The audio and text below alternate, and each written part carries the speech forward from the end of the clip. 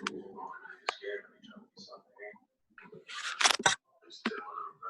it there, Pam.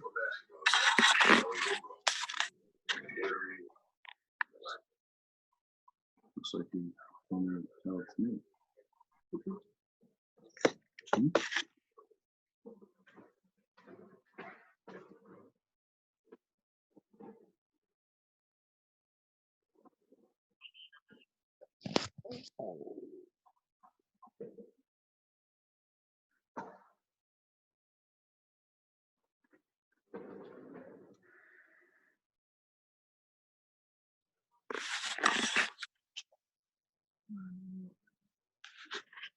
I don't think you are.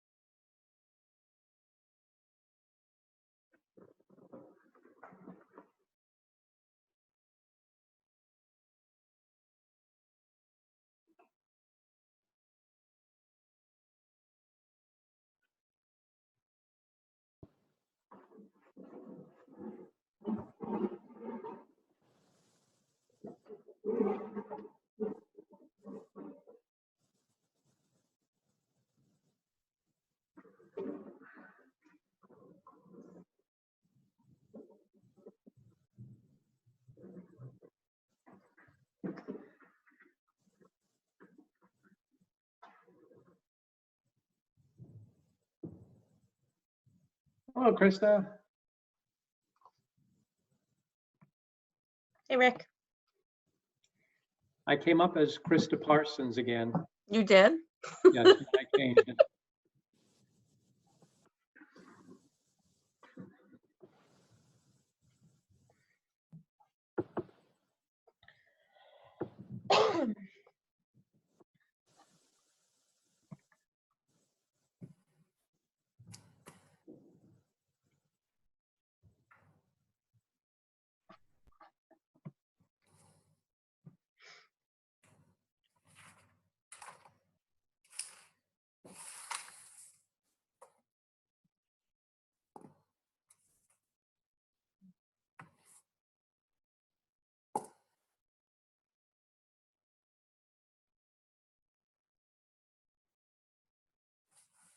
Hey, Krista, can you hear me?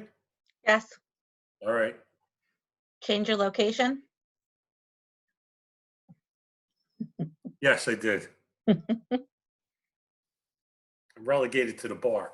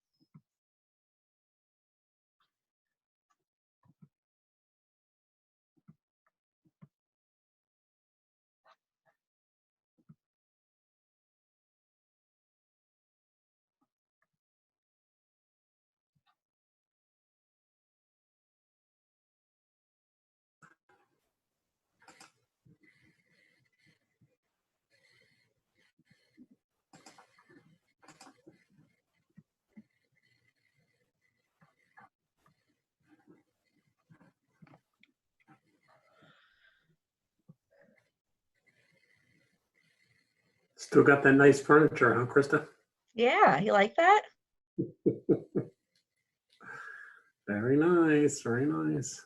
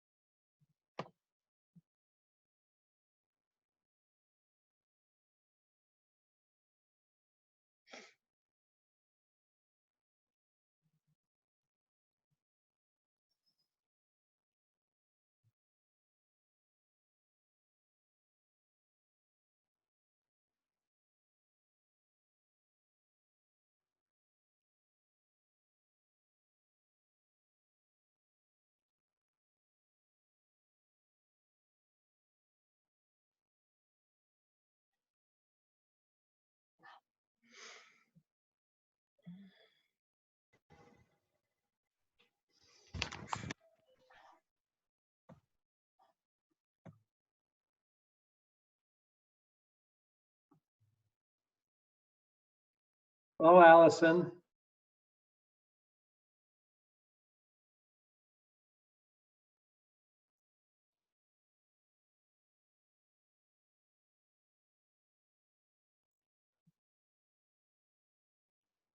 Allison's at the beach. I'm jealous.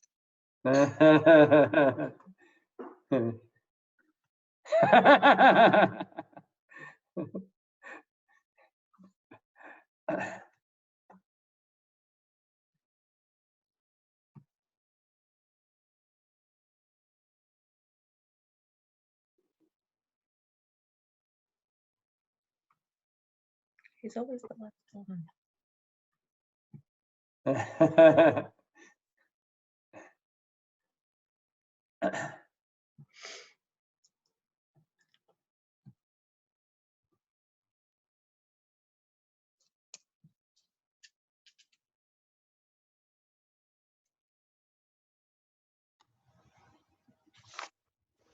Yo, you guys hear me? Yes, My we audio? can. All right, There awesome. you are. All right, howdy ho.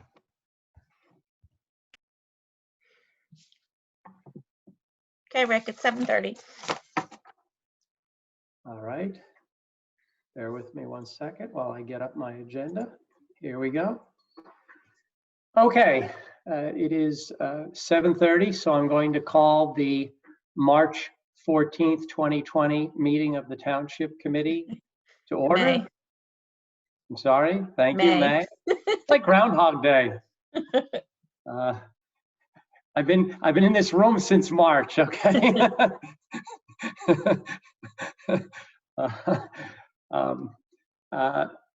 Krista, do you want to read the compliance? Sure. In compliance with the Open Publics Meeting Act, this is a regular scheduled meeting pursuant to the resolution adopted on January 2nd, 2020, with a meeting notice published in the Hunterdon County Democrat issue of January 9th, 2020.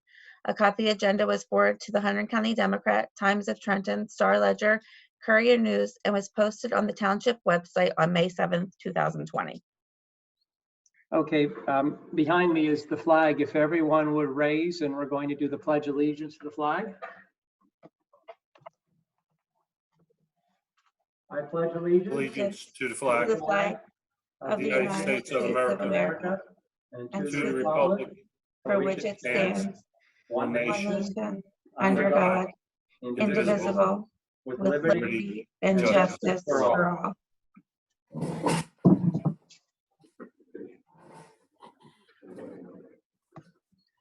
Okay, Krista, would you like to do the agenda review, please? Yes, under announcements, letter F, we're going to be a voter registration deadline for the primary election is June 16th. Under special discussion, item D, update by Tamara Lee regarding status of project to ensure continued viability of farming in East Amwell. Letter E, discussion of having an access to aerial line high-speed internet. And letter F, discussion regarding senior housing. Then under administrative reports, we're going to add the resolution authorizing estimated 2020 tax bills. Okay, I will kick things off here with the announcements.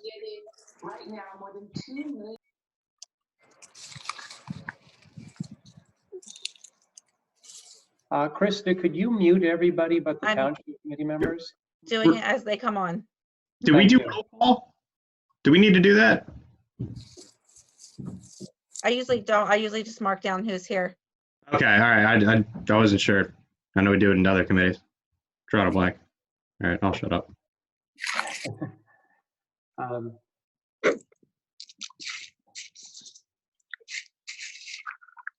Krista, could you mute Emily, please? I don't have it, Emily. Emily, would you be able to mute yourself? Got There her. we go. Thank you. Okay. All right. Announcements. The community plan swap at Clausen Park, which was scheduled for Saturday, May 16th, has been canceled. The Hunterdon County Identishred scheduled for May 16th has been canceled. The East Amwell Community-wide Sale Weekend, June 6th and June 7th from 8 a.m. to 6 p.m. Throughout different residents in the township, as of now is still on. We will take it day by day, but as of now, we plan on having that event. The annual spring cleanup, which was postponed until June 13th, we plan on having that event. The state has indicated to us that as long as we satisfy the social distancing mandates, we can conduct the event. We plan on having it. The hours may change. We may extend the hours beyond noon. We may even start a little earlier. So please check the website. But we plan on having the spring cleanup day. Residents have indicated to us that they want us to have the spring cleanup day with so many people staying home and doing cleaning. We expect to have a great turnout. We had a great turnout at last Saturday's recycle depot. It wasn't that we had an extraordinarily large number of cars. We had about 60, whereas normally we have maybe 90 to 100. But we had a very large volume of product. We worked our butts off at that depot. Mark Castellano, Allison Castellano, myself, and Chantel Napoleon. It was quite a morning at the depot. The Hunterdon County Free Electronic Waste Recycling event will be June 13th from 9 a.m. to 1 p.m. at the Route 12 County Complex. I think the county plans on having the events that are scheduled for June, such as that event, but check the county website for updates. As Krista said earlier, the voter registration deadline for the primary election is June 16th, 2020. I'll now turn it over to our CFO, Margaret, to walk us through her items on tonight's agenda.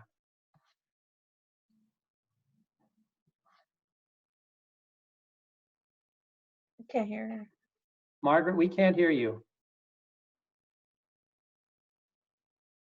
I don't know if you're muted on your end. It's not showing you as muted.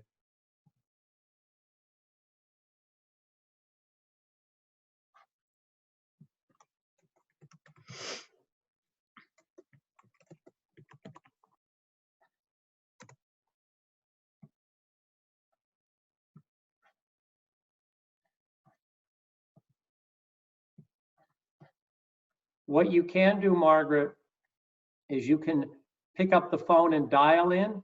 stay on the video but dial in, and then your audio will come through your phone.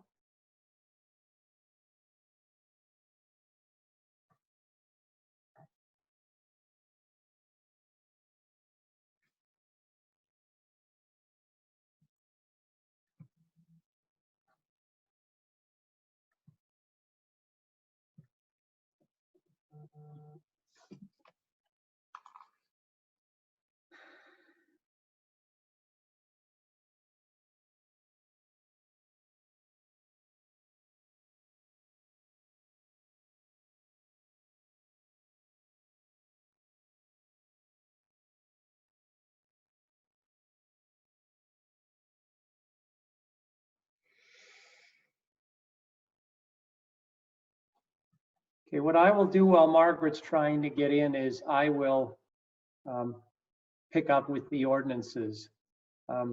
Tonight, we have a public hearing scheduled on several ordinances. So I will go through them one by one. The first ordinance is ordinance 20-08, which is appropriating $75,000 from our capital improvements fund to provide for archiving and storage of record for various departments. Basically, as I mentioned last month when we introduced this, at some point in the future, when things return to some sense of normalcy, we want to bring an outfit in and begin scanning the vast amounts of materials in the municipal building that exist only in hard copy. Many of our records exist only in hard copy in the basement. And if something happened, we would lose all those records. So we would like to get a scanning program that will also help us in retrieving records, doing searches, responding to OPRA, Open Public Record Acts requests, etc. So Krista, would you read the proof of publication?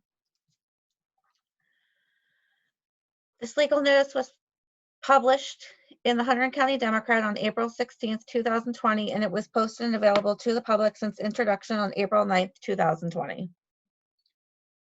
Could I have a motion to open to the public? I move we open to the public. I'll second. All in favor? Aye. Okay. Anyone from the public who would like to speak about ordinance 20-08?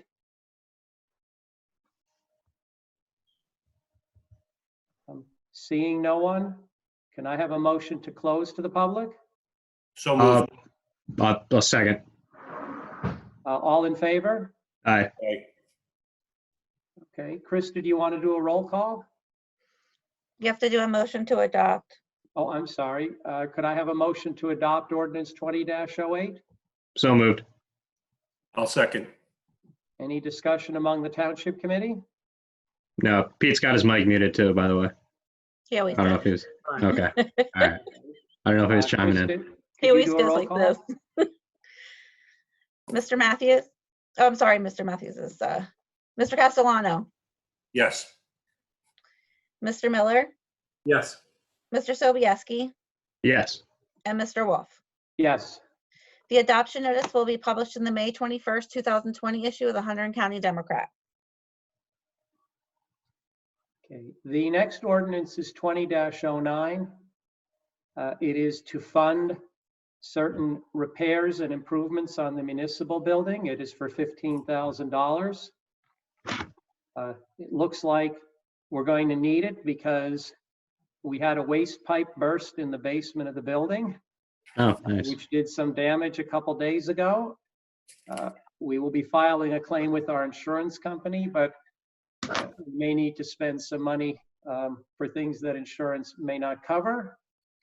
Do you want to read the legal notice, Krista? This legal notice was published in the Hunterdon County Democrat on April 16th, 2020, and it was posted and available to the public since introduction on April 9th, 2020. Could I have a motion to open to the public? So moved. I'll second that. All in favor? Aye. Anyone from the public like to speak regarding ordinance 20-09? Seeing no one, could I have a motion to close to the public? So moved. Second. All in favor? Aye. Could I have a motion to adopt ordinance 20-09? So moved. I'll second. Any questions, discussion among the Township Committee? Krista, could you do a roll call? Mr. Castellano, Yes. Mr. Miller, Yes. Mr. Sobieski, Yes. and Mr. Wolf. Yes. The adoption notice will be published in the May 21st, 2020 issue of the Hunterdon County Democrat. Next is ordinance 20-10, which is allocating $10,000 again from the Capital Improvement Fund for the purchase and installation of computer equipment and software upgrades for our municipal building. Do you want to read the legal notice, Krista? This legal notice was published in the Hunterdon County Democrat on April 16th, 2020, and it was posted and available to the public since introduction on April 9th, 2020. Or could I have a motion to open to the public? So moved. I'll second. All in favor? Aye. Anyone from the public like to speak on ordinance 20-10? If anybody from the public wants to speak, just raise your virtual hand so I can see that. Or put your screen on and wave to us and we'll know you want to speak. Okay, seeing no virtual hands or no one waving, could I have a motion to close to the public? Francis? Let me unmute Francis, you're you. on mute. I did the raise hand and now I'm doing the mechanical whatever. I remember years and years ago when there was all the talk of doing these signs on Mountain Road and other places. And didn't the paperwork give sort of a sell date, a time period? Have you confirmed with the county, the state DOT that it's okay to put them where you're putting them based on old data? Francis, that is an ordinance that's coming up later. This ordinance is for computer equipment. Oh, I'm sorry. Well, predate my comment. I thought it was about the roads. Anybody else from the public want to speak on ordinance 20-10? Move we close to the public. Oh, go ahead, Candace. Hang on, Candace. Hold You have on. to take yourself off mute. I got it. I'll unmute everybody. Okay. I just had a question about the capital budget. I mean, there's quite a few capital budget items in this, I think 380,000, something like that. What was originally in the budget for capital budget stuff and how much will we have left after this? Well, this is what's in the budget. So this will take care of the capital budget. There won't be any more capital requests. Well, I'm not sure how to answer that when you say there won't be any more capital requests. These are the items that we're appropriating out of the capital budget.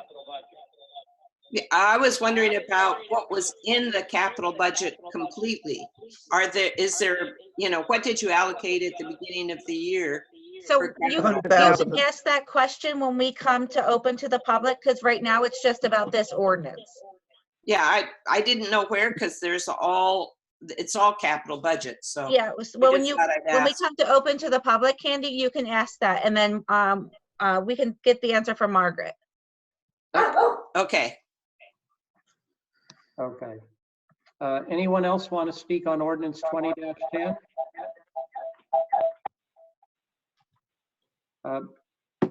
Krista, I think we may be getting feedback from the 908 number. I believe that's Margaret. All right. Can you actually hear me now? Yes. Yes. Okay. And the answer was 500,000 for Candace's question. Okay. We can address that later. I'd like to follow the protocol here and on each ordinance, limit the comments to that ordinance. Okay, so 20-10, anyone else from the public like to speak specifically on ordinance 20-10? Seeing no others, can I have a motion to close to the public? So moved. Second. Have a second? I Chris second. Yeah, we're good. Okay, all in favor? Aye. Aye. Could I have a motion to adopt ordinance 20-10? So moved. Second.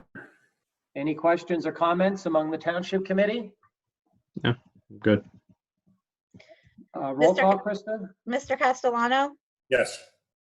Mr. Miller, Yes. Mr. Sobieski, Yes. and Mr. Wolf. Yes. The adoption notice will be published in the May 21st, 2020 issue of the Hunterdon County Democrat. And we can get to Candace's question once we get through these ordinances. I won't make her wait till the open public, and we'll get to it before Margaret leaves, because I do want to answer her question. Sure. Okay, ordinance 20-11. This is what I call our chip seal ordinance.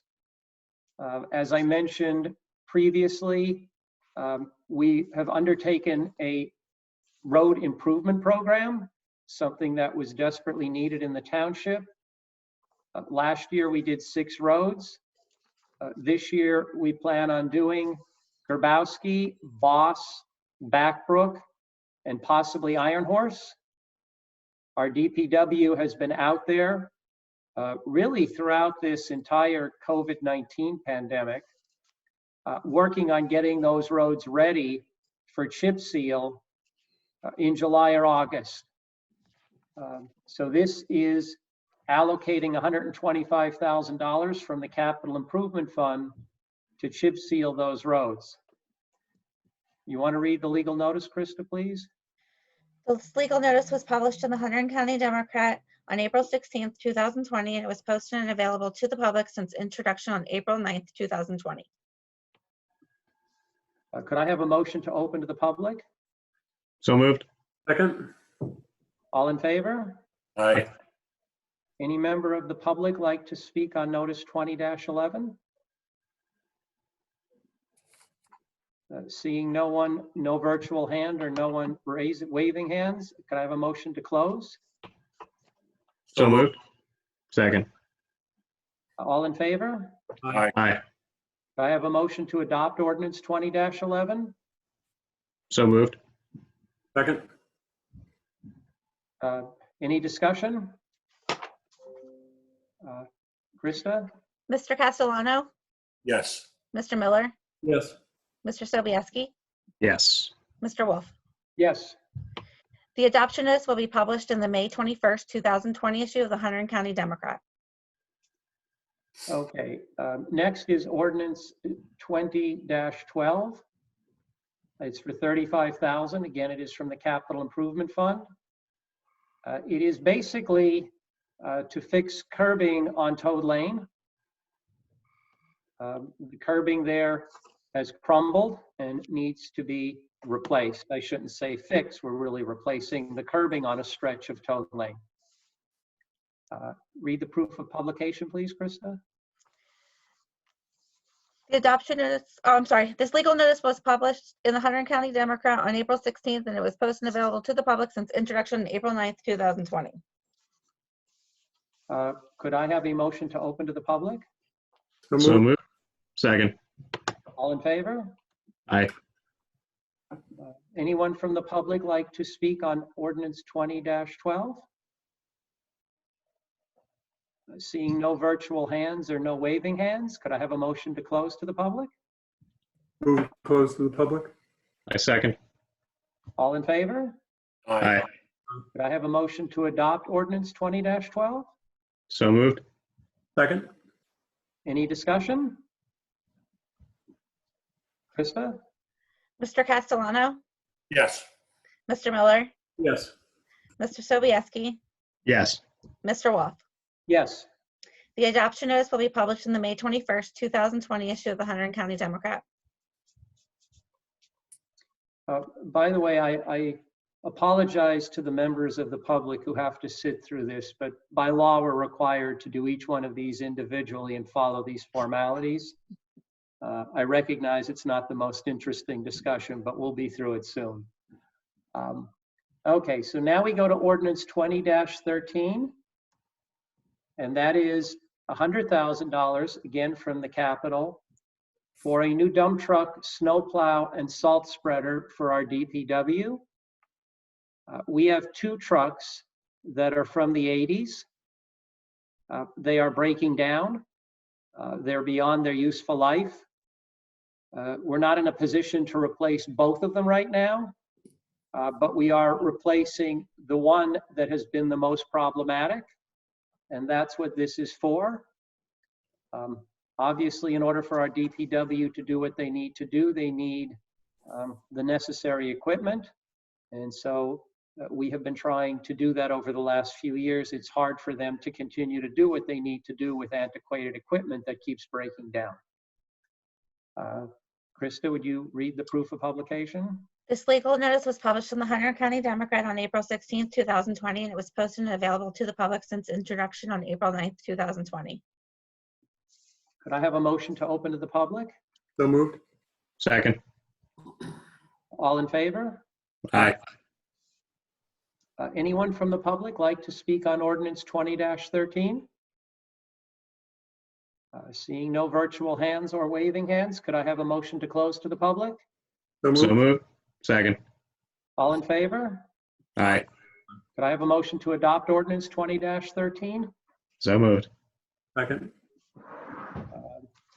Could I have a roll call, Krista? Mr. Castellano, Yes. Mr. Miller, Yes. Mr. Sobieski, Yes. and Mr. Wolf. Yes. The adoption notice will be published in the May 21st, 2020 issue of the Hunter County Democrat. All right, 2 more. Ordinance 20-14. This is for $10,000. It is to purchase road signs for various township roads. Krista? This legal notice was published in the Hunter County Democrat on April 16th, 2020, and it was posted and available to the public since introduction on April 9th, 2020. Could I have a motion to open to the public, please? So moved. Second. All in favor? Aye. Francis? You have to take yourself. There you go. I got you. Go ahead, Francis. Yeah, this is what I was talking about, and I apologize for not keeping track of all the numbers. But way back in 2004, when they wanted to put speed limits up on the mountain and all of that stuff, there had to be applications and a plan sent to the DOT. And they had to say, you can put a sign here, you can put a sign there.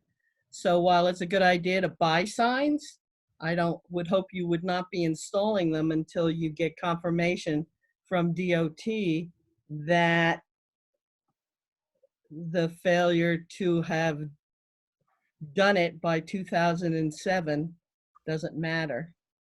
I can send you an example of it for the Linvale Road, but it's fairly straightforward.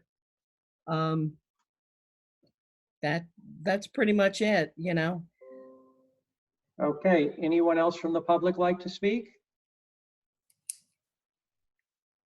Seeing no virtual hands or waving hands. To answer Francis's question, Jason confirmed after another resident raised this issue a couple months ago that the signs are being installed in compliance with all applicable state laws. So can I have a motion to close to the public? Move to close to the public. I second. All in favor? Aye. Could I have a motion to adopt ordinance 20-14? So moved. Second. Mr. Krista? Castellano, Yes. Mr. Miller, Yes. Mr. Sobieski, Yes. Mr. Wolf. Yes. The adoption notice will be published in the May 21st, 2000 issue of the Hunter County Democrat. Last, for the ordinances that are being adopted tonight is ordinance 20-15. It is to purchase solar-powered radar signs, likely 2 of them, for our roads. These are signs that will serve 2 purposes. One, they will measure the speed of cars as they pass by so that drivers can see whether they're speeding or not. We have found that those do have some positive impact. Second, we can shut that off the visual function, and with the signs we're looking to buy, just measure speed so that we could get a true measurement of how fast people are driving on the roads. That will help us direct the Delaware Township Police in their enforcement efforts. And if we're able to work out a shared service agreement with Raritan, the Raritan Police, because we had started to crack down on speeding before the pandemic hit. And once the Delaware Township Police are able to get up and running again, we plan on continuing that and to deal with the speeding issues in the municipality. We're also going to deal with weight issues. We have our engineer working on assessing certain roads to see if we can pose weight limits so that we don't have large, heavy trucks driving down our narrow, somewhat frail country roads. It's not safe and it's damaging our roads. It'll come up a little later in an ordinance we're introducing, but we're also going to look to deal with some of the noise issues from large diesel trucks doing engine braking, which is when you hear a large diesel truck sounding like a machine gun. With that, Krista, could you read the notice? This legal notice was published in the Hunterdon County Democrat on April 16, 2020, and it was posted and available to the public since introduction on April 9, 2020. Could I have a motion to open to the public? So moved. Second. All in favor? Aye. Aye. Anyone from the public like to speak on ordinance 20-15? Seeing no virtual or waving hands, could I have a motion to close? So moved. Second. All in favor? Aye. Could I have a motion to adopt ordinance 20-15? So moved. Second. Mr. Castellano, Yes. Mr. Miller, Yes. Mr. Sobieski, Yes. and Mr. Wolf. Yes. The adoption notice will be published in the May 21st, 2020 issue of the Hunterdon County Democrat.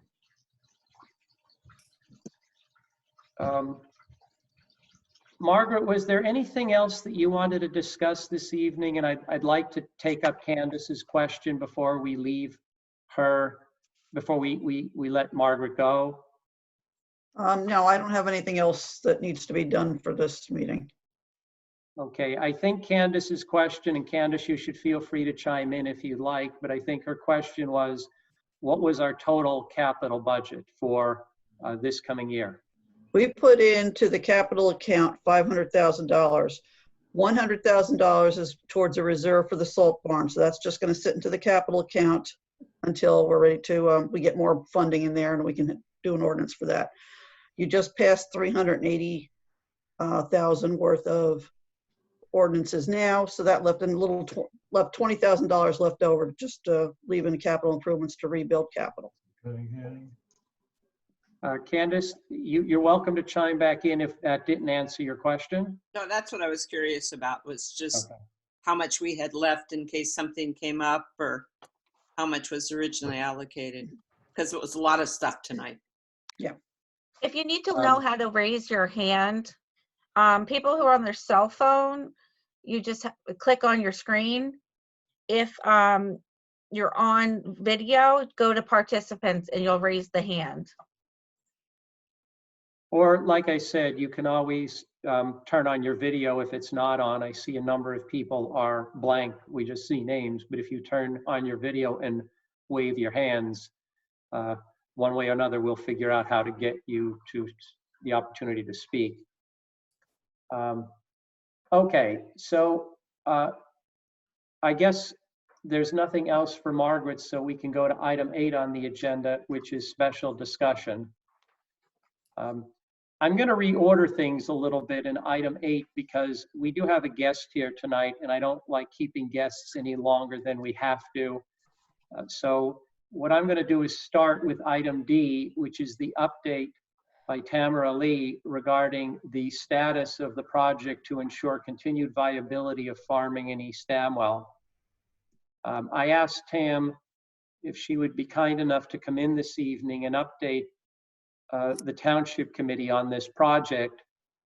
I've talked about it briefly in the past, but it's morphed into a much larger project than I have discussed in the past, in part based on us thinking about it more, and in part based on discussions we've been having with local farmers. And so this is going to be a very important project over the course of the next, I would guess, at least 6 to 8 months. And I want to periodically update the Township Committee and the residents as to the direction it's going in. So with that little introduction, I will turn this over to Tam, who did a similar presentation last night for the Planning Board. Tam, it's all you. Thanks, Rick, and thanks for moving it up. I appreciate it. So this discussion really sort of started, I guess, with the idea that maybe it would be good to change the AVAD zone and possibly increase the minimum lot size from 10 to 25 acres. That may or may not be the right thing to do. We've talked about, maybe some other options. More specifically, we talked about maybe beyond just raising the lot size, maybe the thing to do is really to make the farm zone something that makes farming economically viable. Because what we've noticed is, for the most part, farmers have to have a second job in order to pay their bills. And if we really want to be a farming community, then maybe there are things that we can do that make it easier for farmers to actually make, the living they need to make here in town. So Rick brought this to the Planning Board because Township Committee is considering revising the ordinance. Of course, you can't revise an ordinance until you've looked at the master plan. And the Planning Board did agree to take this up and to consider the planning policies that underlie the ordinance. But the beginning of that process is really to do some research. Because if we do the research and we do enough research, then we can make informed decisions, as opposed to making decisions based on maybe, our personal opinion or our best guess. We'd really like to make decisions based on facts. That's not only a more sound way to make a decision and to develop a policy, but it also makes those policies more defensible. So in looking for some background research and some facts, I called Mike Mills, who, as you know, is the head of the Ag Committee in Prospect, hoping to find an inventory of all our farms. Come to find out, we don't have one, but it's something he has always wanted to do. So he and I started talking about, how he could use it in his committees and how the Planning Board would use it. And suddenly the inventory became a much bigger project than I originally thought, but also a very exciting project because we found out we could produce a product that would really help the whole town. If we're going to be a farming town, then we really could use a very complete farm inventory. I also had some conversations with Elena Gable, who is from Hire and Gruel, our new planning firm. You may recall one of the main reasons we picked Hire and Gruel is because they have a lot of experience in farmland preservation.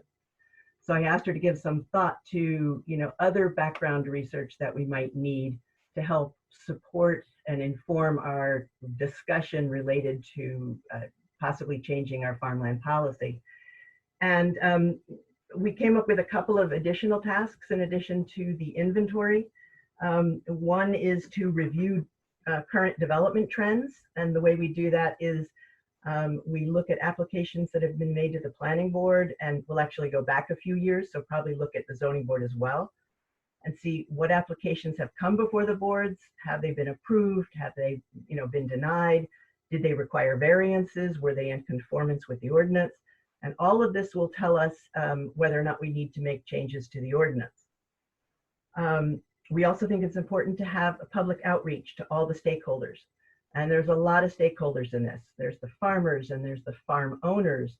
There are other people that work within the farm industry. We have the county and state ag boards. We're thinking of talking with the Farm Bureau. And then there are the residents who live around the farms. They also have a stake in all this. The more information we can get from all the stakeholders, the more information we'll have to consider when we're considering possibly revising the planning policies that relate to farming.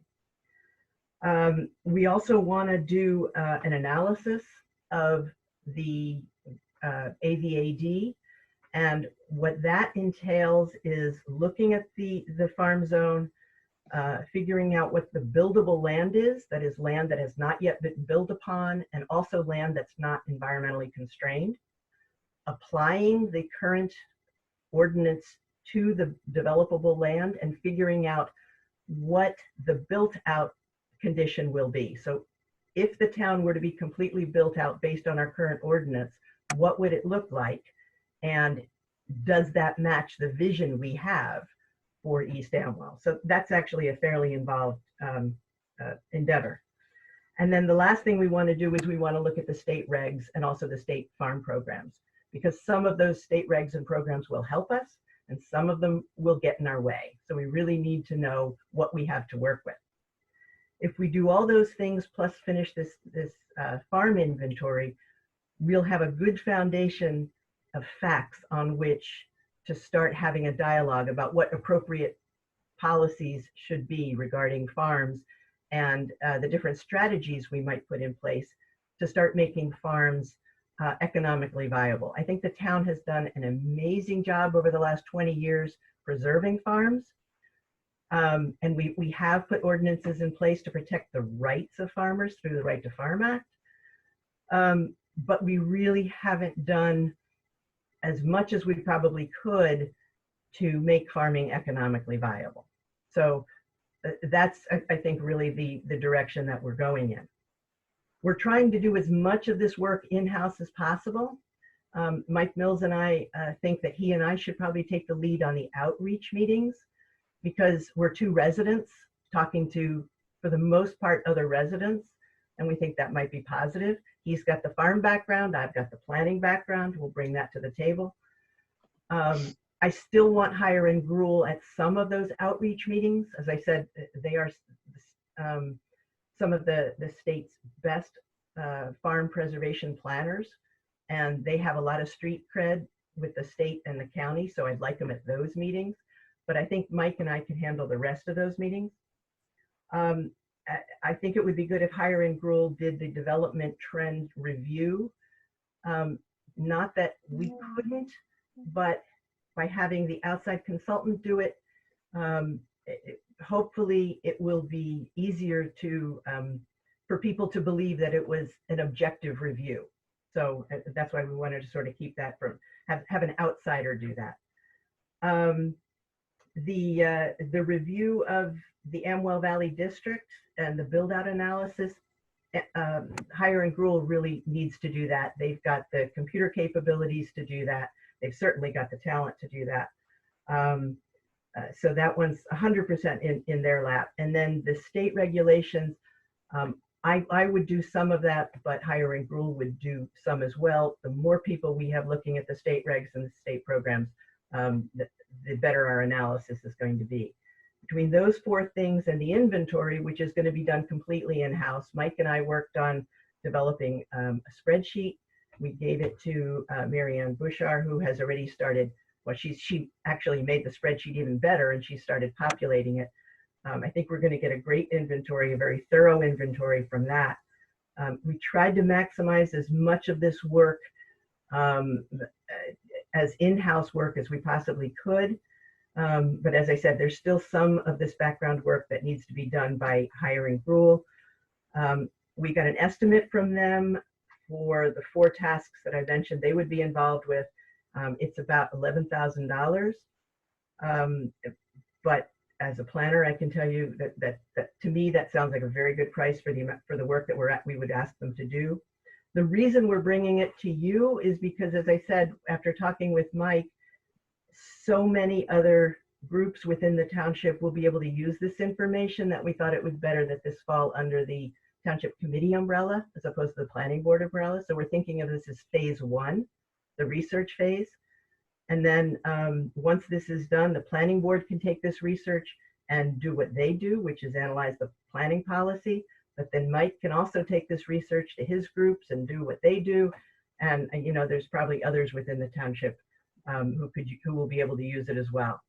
But we'll have a very complete bit of information regarding farming and farm possibilities once this is all finished. So my request tonight would be that you know, you consider this and you know, let us go forward using higher and gruel when we need them, so that we can get this first phase 1 finished. I'm happy to answer any questions. Just to let the 2 township committee members know who were not involved in this aspect of the budget and the public, we budgeted for this. So we have money in the budget to cover the hire and gruel expense here. Their estimate actually is less than what we had budgeted, which is good. It's significantly less than what we had budgeted. So this is well within our 2020 budget. And I wanted Tam to come in tonight to explain this. If any of the committee members have questions, you should feel free to ask Tam. This is not your only bite at the apple. If you think of things afterward, you could certainly reach out to Tam. She's very accessible. And then I just wanted to get a sense of the township committee that you are okay with moving forward with this. So if there are any questions from the township committee for Tam, feel free to ask them. Otherwise, I'll just ask for a consensus. Are we okay moving forward with this? Rick, I think my only question was related to the Ag Committee. What is it that they would do with that information? Would they be able to go for grants and things of that nature? What was it that we were thinking that they could do with that information? Actually, I'm not entirely sure. I thought they would have had, you know, this information already. But when I brought it to Mike, he was very excited and said this was something he's wanted to do for a long time. And so, you know, through the course of our discussion, you know, we talked about, well, how complete should this be? And he said, well, not only he, but we agreed, if we're going to do this, let's make it as complete as possible. So I'm not exactly sure. I don't really know what the Ag Committee does, frankly, and I apologize for that. But he was very excited about getting this done. And he and I worked very closely, particularly on the inventory, to make sure that we have all the information that we're going to need going forward. Pete, we are looking, the spreadsheet is actually very detailed. And we're looking to update the spreadsheet each year in terms of, for example, crops that are being planted, so that you could start to see trends. So we got rather granular in terms of not only the farms and where they're located in the acreage and are they preserved or are they not preserved, but is it livestock? If so, what kind of livestock? If it's crops, if so, what kind of crops? We're trying to get very detailed statistical information on each of the farms. And then Mike Mills, who apparently has a computer programming background as well, is going to put together a super spreadsheet and work all this into the super spreadsheet, which will be updated every year based on the farmland assessment forms. And we'll be able to discern trends.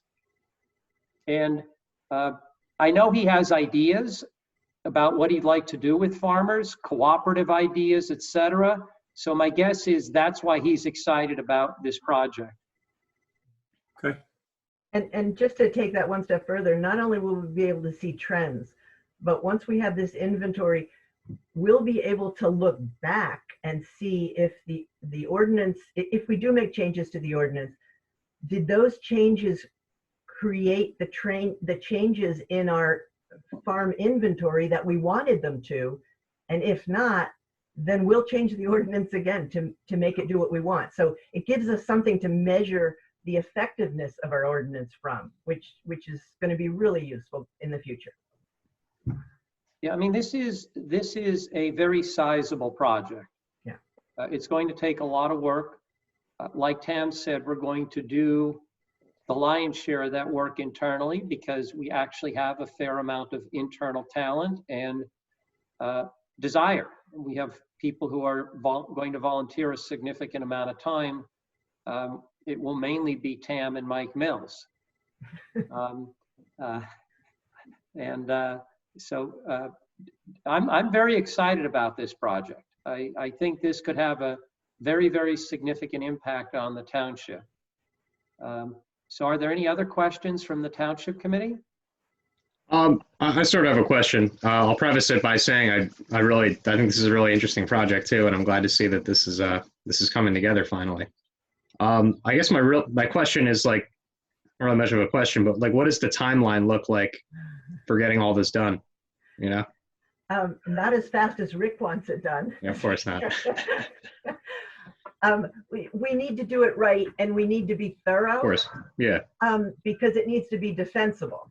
Mhm. And the other thing to keep in mind is, I'm not sure anybody else in the state has done this, because you know, the state of farmland planning right now is preserve farms, and very few people are looking at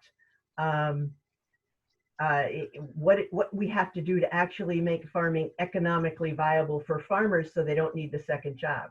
Yeah. Interestingly enough, this pandemic might help us, because CSAs, community supported agriculture, is booming right now because people don't want to go to supermarkets anymore, and the CSAs can't keep up. Wow. So we may have accidentally timed this perfectly. Well, that works out. All right. Yeah. Not going to complain about that. To that point, Tam, have you guys looked into any possible like grant funding for any of this stuff? Not for this background research, but if we're going to do grants, it might be for some of the incentives that we end up developing for farm business to make it more, you know, economically viable for the farmers. Mm-hmm. Frankly, if we can do this, manage the planning phase of it, if we're going to get grant money, then I would say let's focus it on parts of the project that will actually help the farmers, as opposed to, you know, this phase. Yeah. Well, just from like my limited knowledge in researching grants for, you know, quasi-economic development things, a lot of the things that were available were mainly for research purposes. Like if you want to get a study done to, you know, study parking or traffic, things of that nature. So I mean, I don't know if the agricultural sector would be similar, but it might be something worth looking into. You know, I figure I might as well raise it. Right. It's a good point, Chris. And further to what Tam was saying, we want to try to figure out ways to attract young farmers. And right now, and we've only received limited feedback from the younger farmers, but the grants, the financial assistance is something that I think we're going to need to come up with in order to get young farmers up and running, and that we view as critical. So we certainly will be looking into that, but the longest journey starts with the first step, and right now we're just having preliminary meetings with the local farmers to get their feedback, and then we'll go from there. Yeah, well, I mean, if you're asking for my consent and the rest of our consent, I mean, I consent to it. I think it's a great idea. So by all means, keep going. Pete, are you okay with this? I am, yeah. Mark? Most definitely. Look, I actually, as most of you know, I have a 139-acre farm.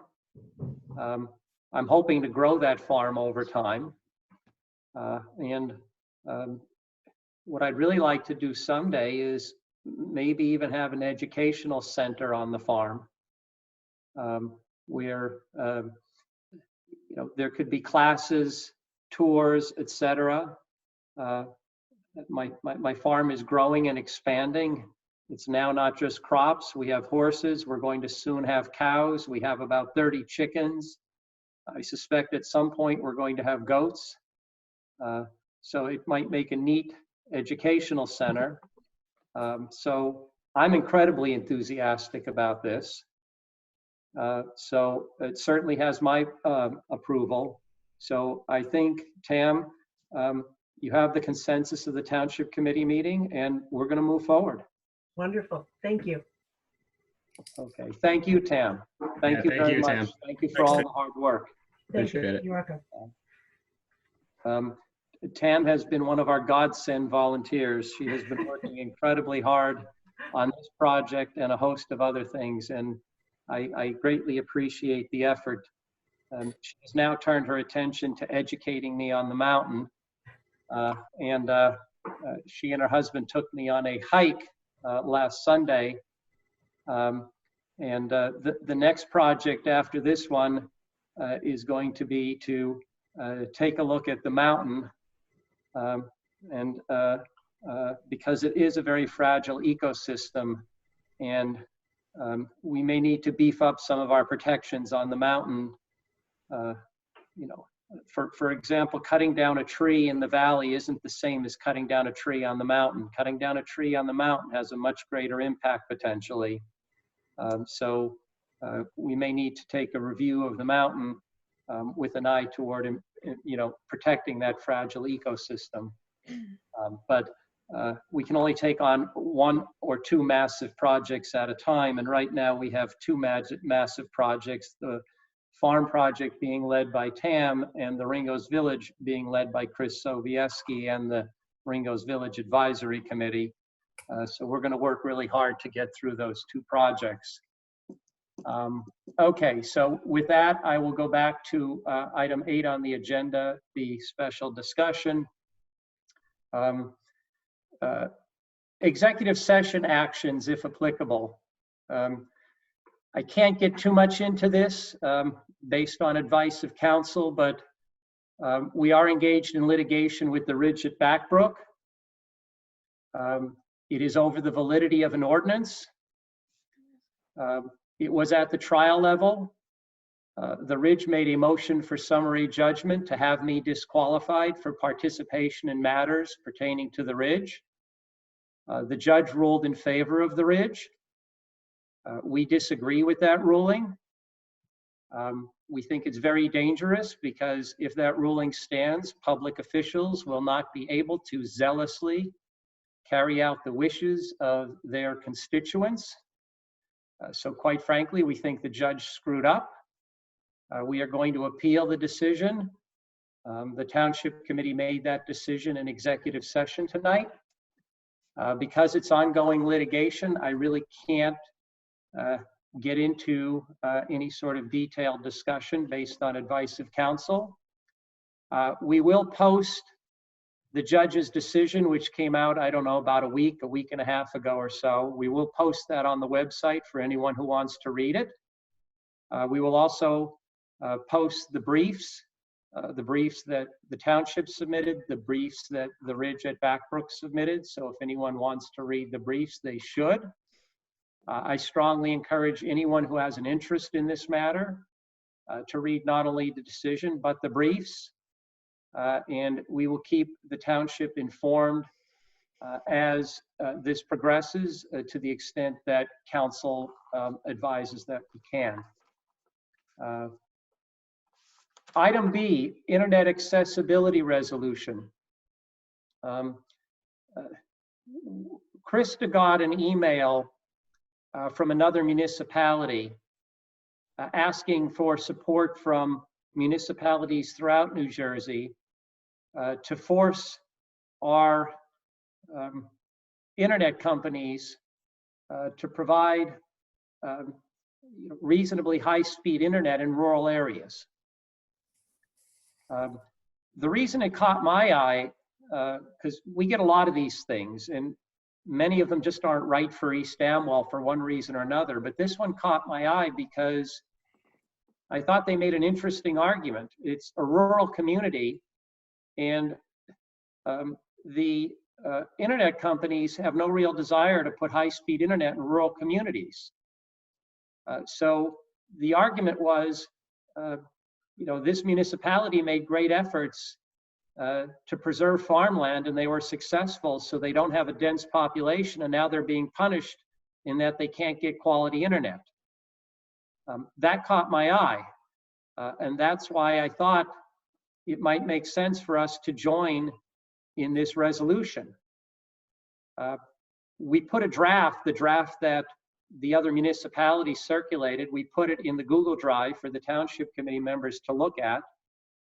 I probably would tinker with the wording a little bit because that's just my nature.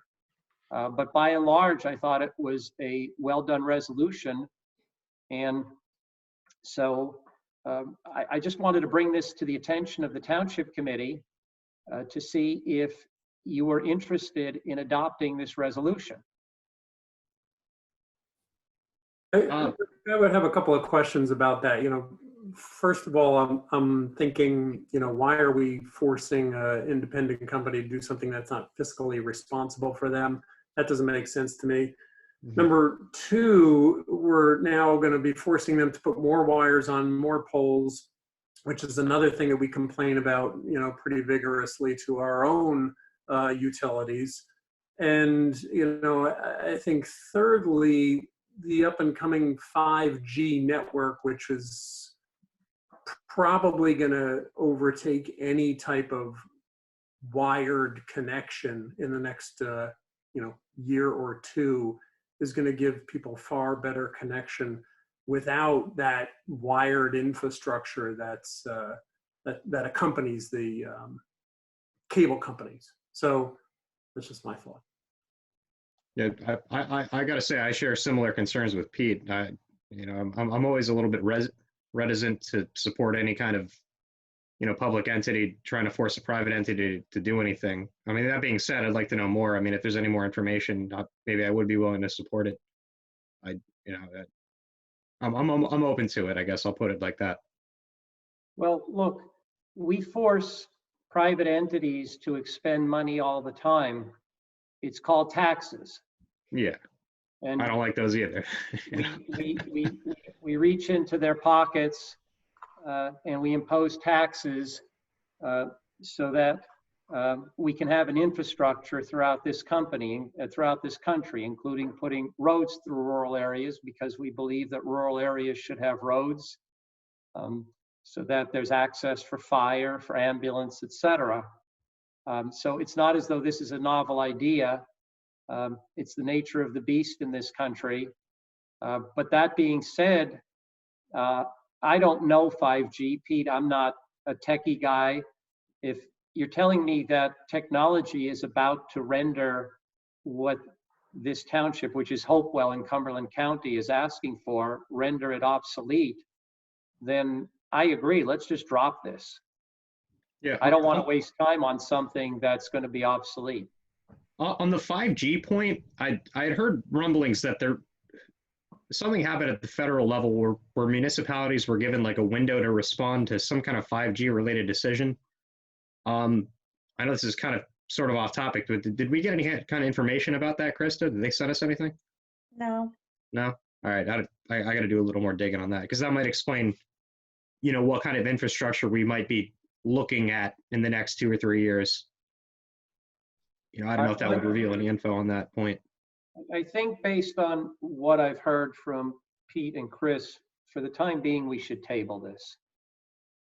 I'll try and find out more information about the 5G, but I had been doing a lot of research around that myself, and some of the folks at Verizon are telling me that, within a year or so, our FiOS here, because we're lucky enough to have FiOS, will be obsolete, because we're within, a cellular network that's, slated to go 5G. So, to me, that's less holes in the ground, less wire on the telephone poles, et cetera. So. Well, I think this resolution kind of narrowed it down to aerial lines.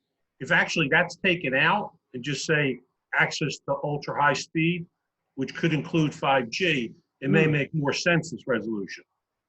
Yeah. This way they're like demanding line, and then if 5G comes up, then that's obsolete, and we just put that in.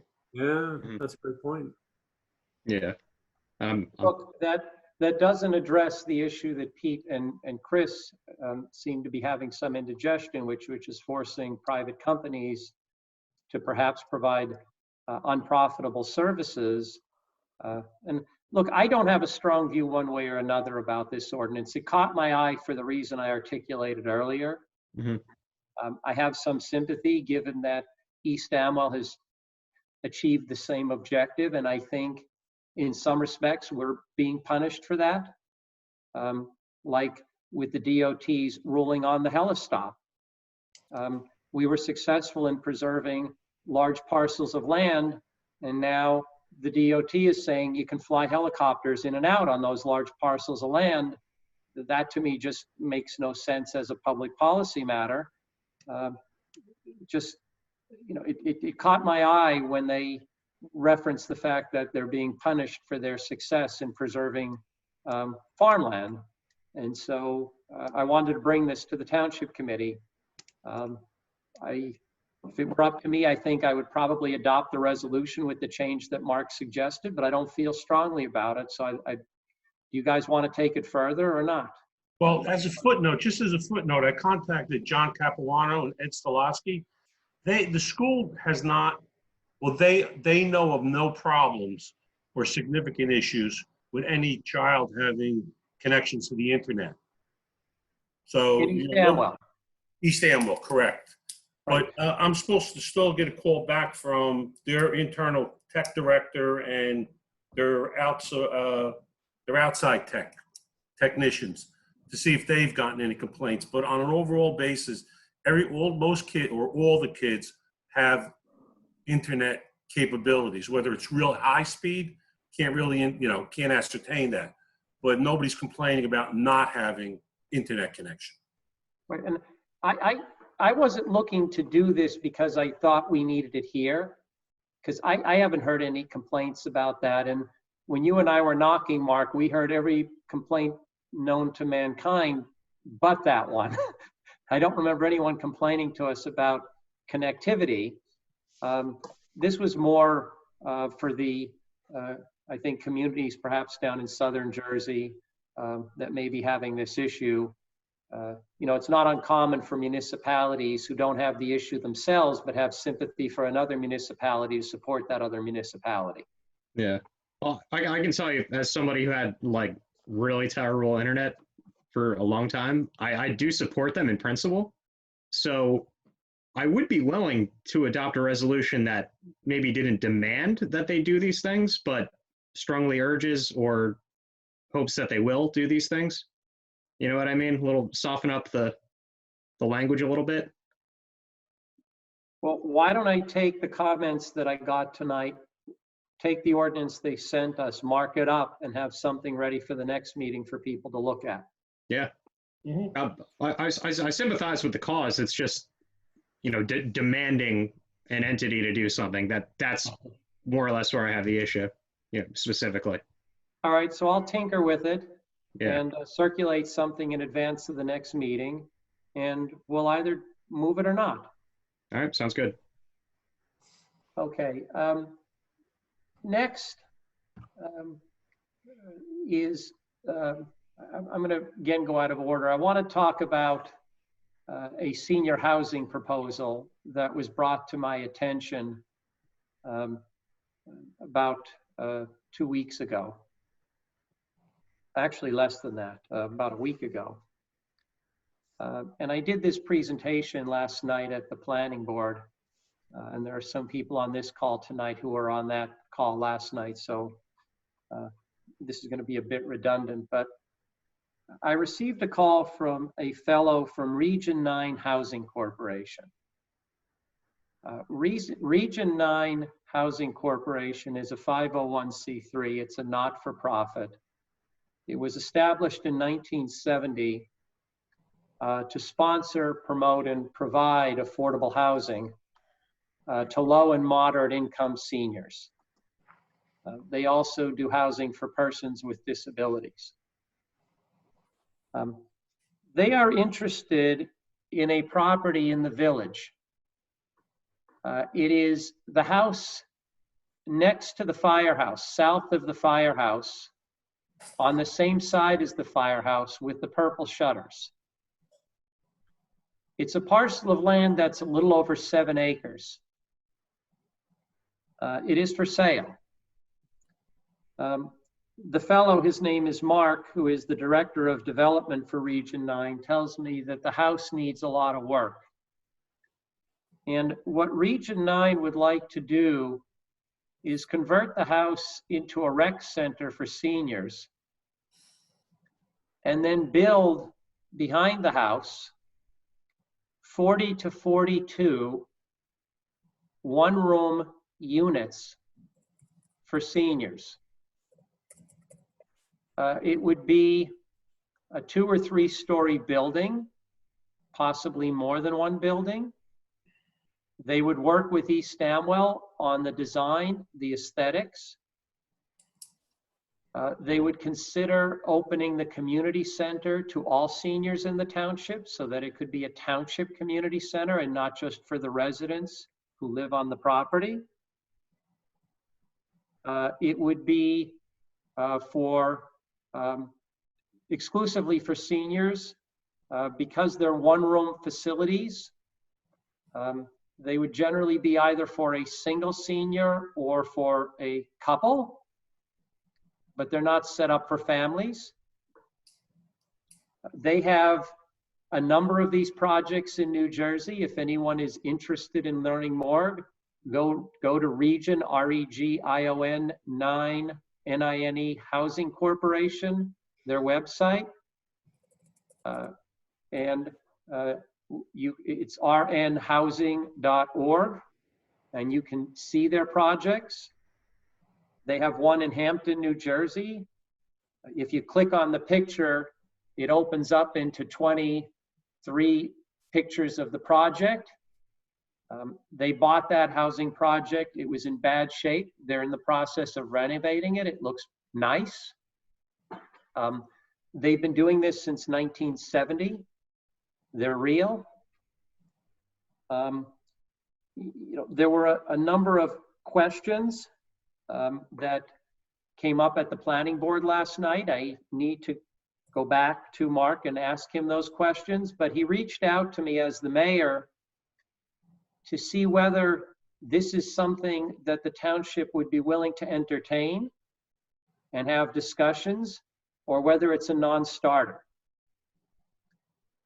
The planning board last night, I think unanimously, indicated this is something that they would be willing to entertain. I told Mark that I would discuss it with the planning board and the township committee and get back to him tomorrow. If it's something that we're willing to entertain, then they'll start a more formal process. We're not committing to anything. I made that clear to him.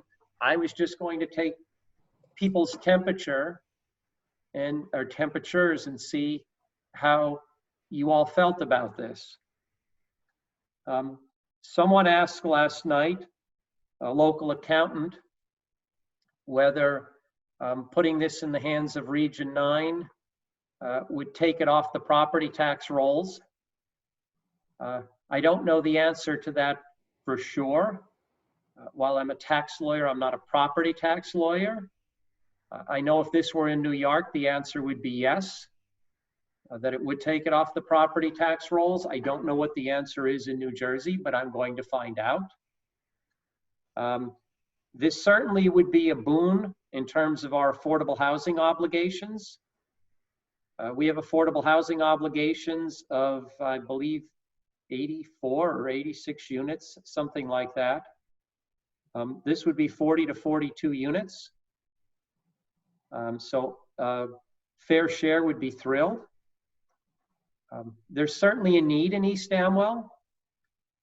As you on the committee who have gone door knocking, I'm sure have heard, and Mark and I certainly have heard, there are a lot of seniors who are not going to be able to stay in East Amwell once they retire, or even if they're retired now, they're worried they're going to have to leave because they can't afford to live in New Jersey. They can't afford to live in their house. They'd love to stay in East Amwell. There are also seniors who simply can't maintain their house anymore. We had one resident come in at least twice to ask us to look into affordable housing.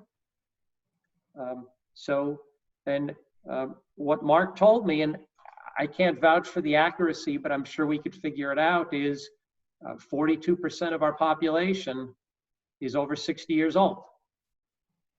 I don't know if that's right or not, but I have to believe that Region 9 would not be looking at this project if they didn't feel the demand was there.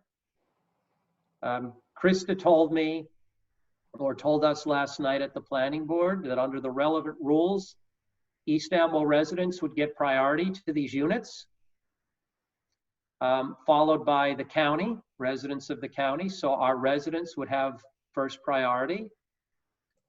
And Mark feels that there would be a significant demand just from the East Amwell residents. He loves the location. So I wanted to bring this to the Township Committee to see whether this is something that I ought to go back to him and say, we're interested in pursuing further. So with that, I'll turn it over to any of you who have questions. And during the open public session, which is going to be coming up shortly, any residents who have comments can chime in as well. Anything from the Township Committee on this? Yeah, I'm open to the idea. You know, I think it would be could be a good endeavor depending on how it looks. And Rick, I believe they said they would work with us on, or I believe you said that they would work with us on any plans going forward. So whatever the facade of it looks like, you know, the layout, we would kind of have a say in how this would ultimately come about, right? Yes, he said to me that that they don't want to be in an adversarial relationship with the municipality where they're locating, which is why he did this outreach. They want a good relationship with the municipality. And I have to believe if they've been doing this since 1970, which is half a century, they're probably pretty good at what they do. If you look at the projects on their internet, they look nice. He told me the Hampton project was a disaster when they bought it. If you look at the pictures now, it looks nice. You know, I would do more diligence, make sure that there aren't issues with this company. But right now it was just, is this something we're interested in? This obviously, Chris, would involve the Ringo's Village Advisory Committee, because this would have to be part of what you're looking to do in the village. So this isn't just going to be a Township Committee and Planning Board thing. This would be before the RVAC. Yeah, well, I'm definitely going to bring it up with them and get their thoughts on it too. You know, regardless of what happens after tonight. I'm thinking they would be pretty amenable, at least to hearing it out, though, just based on what I, glean from everybody's sentiments there. Pete, what do you think? I think more to be told here. I mean, my first reaction is let's look into the company. I haven't seen them do anything since looks like the mid 80s in terms of projects, just based on their website. But, all that's very sort of preliminary. I'd hate to see us get involved with a company that can't close. If you just taking a quick look around their website, all these places were established in late 70s, early 80s. No, Pete. Like the Hampton project was built in the 80s. They just acquired it not long ago and are renovating it. So when you look at established 1980, that's when the project was originally built. They acquired it recently and are renovating it. Oh, okay. I don't know why you put that on your website then, but, I mean, to me, it sounds like it's been 20 or 30 years at minimum since they've done anything. Each one of these sites that they purport to manage were all established in the 80s. Yeah, and for example, Hampton, they bought and are renovating it, but it was originally established in 1980, but not by them. All right, well, I see what you're looking at, and I understand why it would be confusing, but he told me on the call, this was one of their recent acquisitions and they're renovating it. And then I was clicking through the pictures with him on the call, commenting how nice certain of the pictures were. And he goes, yeah, we just renovated that room. And it's not as though they haven't done anything in 30 years. I would hope not, right? It would seem like a for sure recipe for disaster. But the other thing is, I think, the obvious question about how do we accommodate that kind of infrastructure in the village? You know, and I would think that if you guys are, from the planning board perspective, willing to sort of manage that, entertain that somehow, you know, to me, it seems like it would be more of an infrastructure waste management problem than anything else. So. Well, that was the first question I asked him actually when he called. How are you going to manage the septic? I said, you know, we don't have public storage there. And he said, yes. And he said they've managed projects bigger than this on septic. I did point out to him that while East Amwell soil is great for farming, it's not necessarily great for septic. But again, they'd have to do their tests.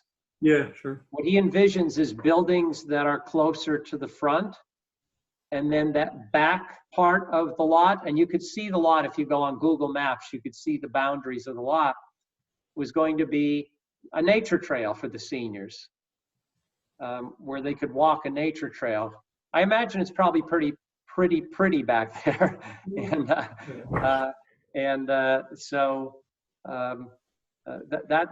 that's their big picture for it. But look, I agree. We need to make sure they're reputable. We need to make sure we're not getting into bed with somebody that's going to be problematic. We've already had issues like that in the township, where we are in bed with people who have not been good neighbors, and we need to make sure we don't walk into another one of those.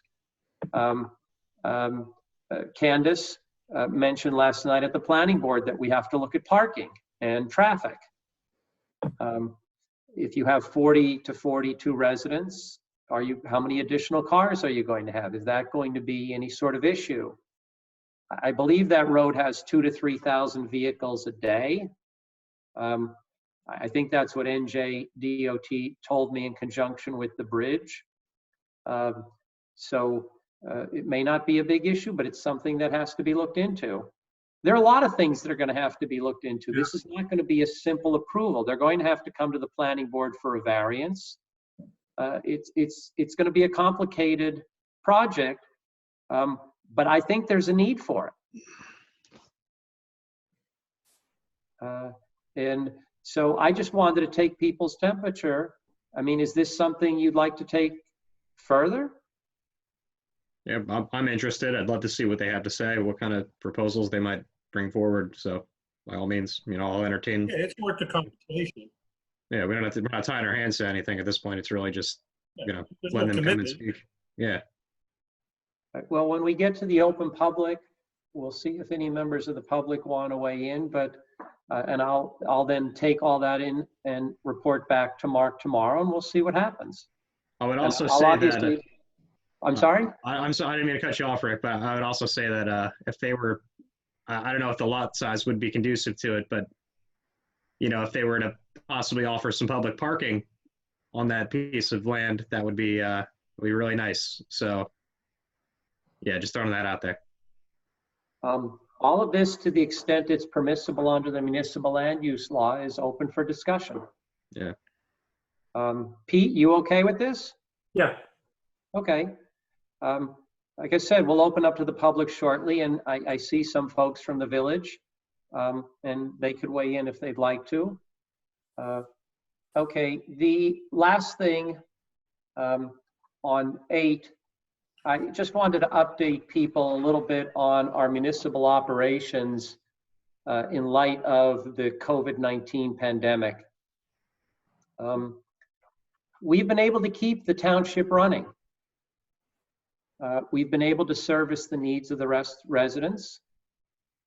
Our building is closed. It has been closed now for a while.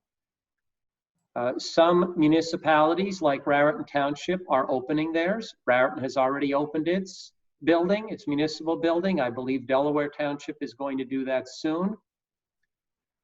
This is one issue where I think we are going to be a lagger rather than a leader. We've been able to service the needs of the public by having our employees work largely from home. I'm not looking to put anybody at risk here. These are hard decisions that have to be made, and I'm sure there'll be people who will disagree with this decision, but they have to be made. We have undertaken some protective measures. When you walk into the lobby, when we ultimately reopen the building, we installed glass over the counters. We had been talking about doing that before the pandemic for security reasons. The pandemic encouraged us to do it now. So that glass has been installed. And so there will not be any direct contact between residents and our employees behind the counter. There'll be a slot that you can slide things through.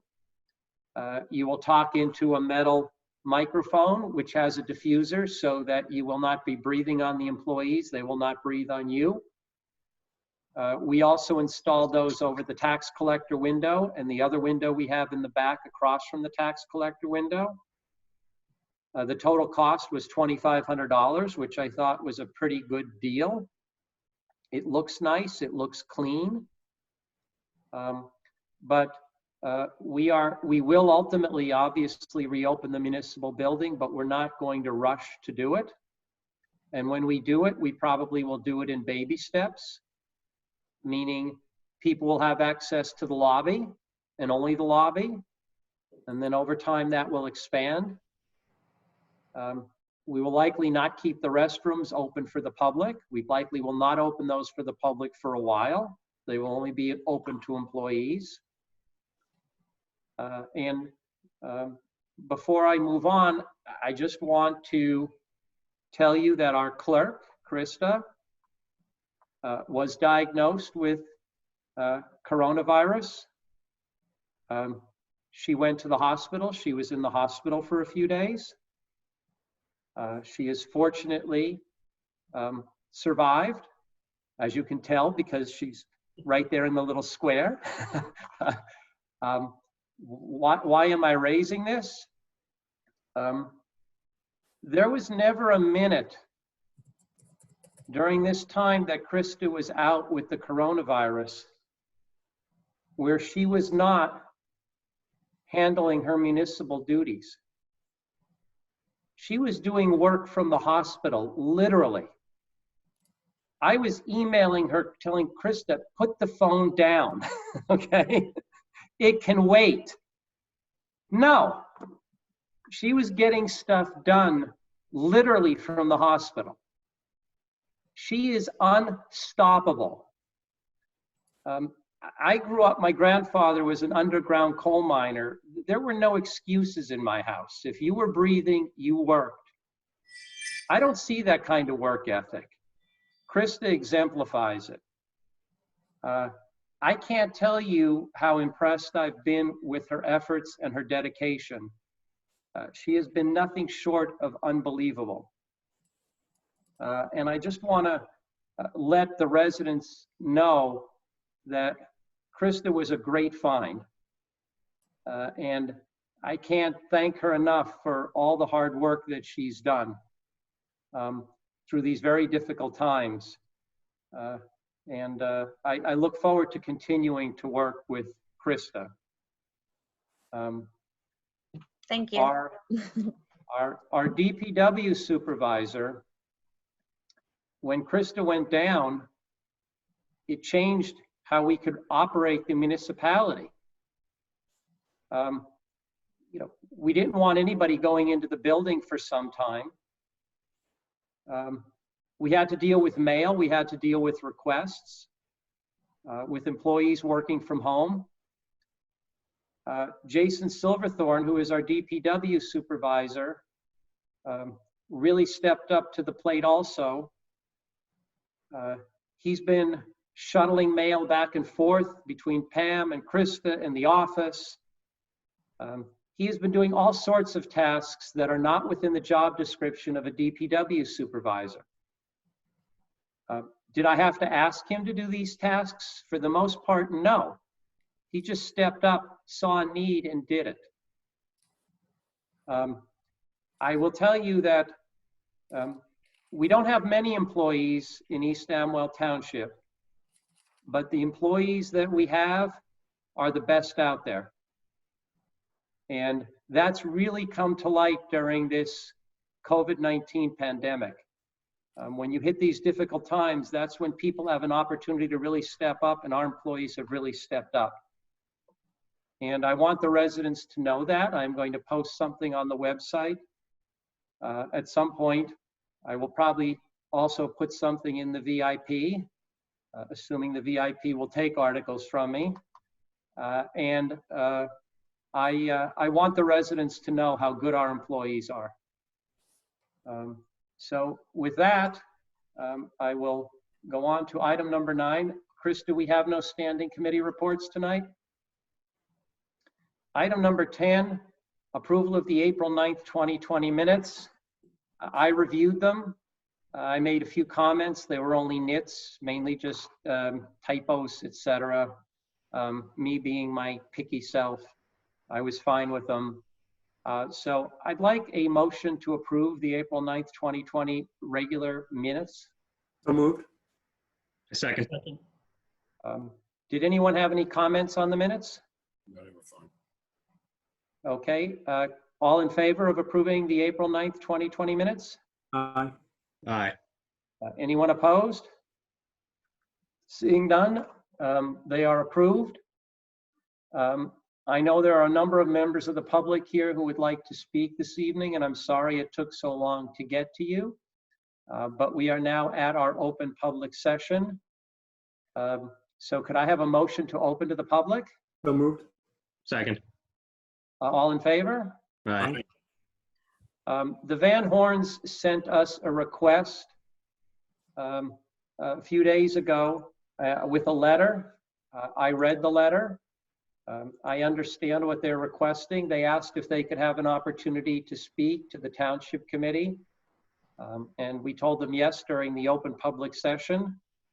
So they've been sitting there patiently, enduring a lot of procedural stuff. So I'd like to give the Van Horns an opportunity to address the Township Committee on the issue in their letter. I hope you all had a chance to read the letter. Go ahead. We got a house in the village. We were looking into putting a pool in our backyard. When I applied for the pool permit, I didn't realize that the setbacks were so far for such small lots. It was 25 feet off the back property line and 10 feet off the sides. For us, we're well within the limits of the 25 feet off the back property line, but it comes into the side property line where we kind of fall short of the 10 feet setback. For us, for our property, we have a small lot, 53 feet across, and then when you get to the front by the road there by Old York, it's 46 feet across. So it's small. So if you would put a 10 feet setback on each side, that would have to be in the middle. But our problem is, since it's a small lot, we have our water line, we have our septic line going through the middle. Our septic line going through the middle, and it'll be hard for us to do any kind of improvement on our property to either increase property value or just increase, our family living and for our kids and stuff like that. So we're just looking to see if we could get the setbacks changed or adjusted, a little bit less than 10 feet. For us, for our purposes, we would need like 3 feet from the property line. 3 to 5. But we would, put the fence around our property and make sure it's safe, since we were in the village and there's houses close to us to keep kids safe and everything like that. It'll be 4 inches high, what most pools recommend. And so that's what we just want to address to the committee. Well, I don't hold myself out as an expert in planning, although I'm learning fast and furiously. And Krista, you should feel free to chime in. But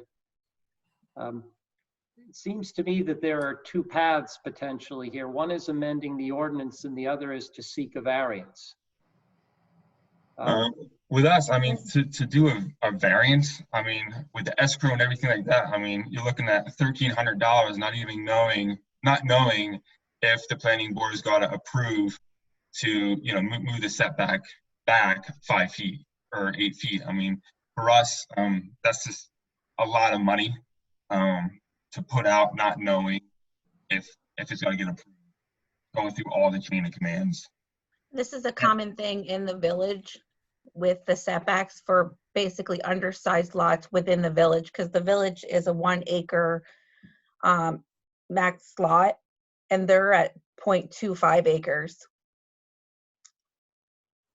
Right. And Chris, you should feel free to chime in because you're the chair of the RVAC here, but my instincts are telling me that the process to amend this ordinance would be probably a very significant and time-consuming process. In other words, it's not easy to amend a zoning ordinance like this. It could take quite some time, and it may not be even something that can be done in isolation. I know we have a planner with us this evening. I don't know, Tam, I'm not looking to put you on the spot, but if you wanted to share your views on this, I'd be happy to hear them.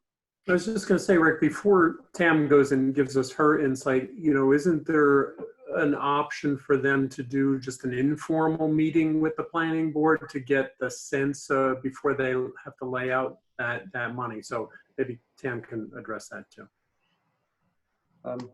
Go ahead, Tam. Yeah, you can do you can ask for an informal where you'll get a sense from the planning board whether or not they would approve it. They can't guarantee you. Informals are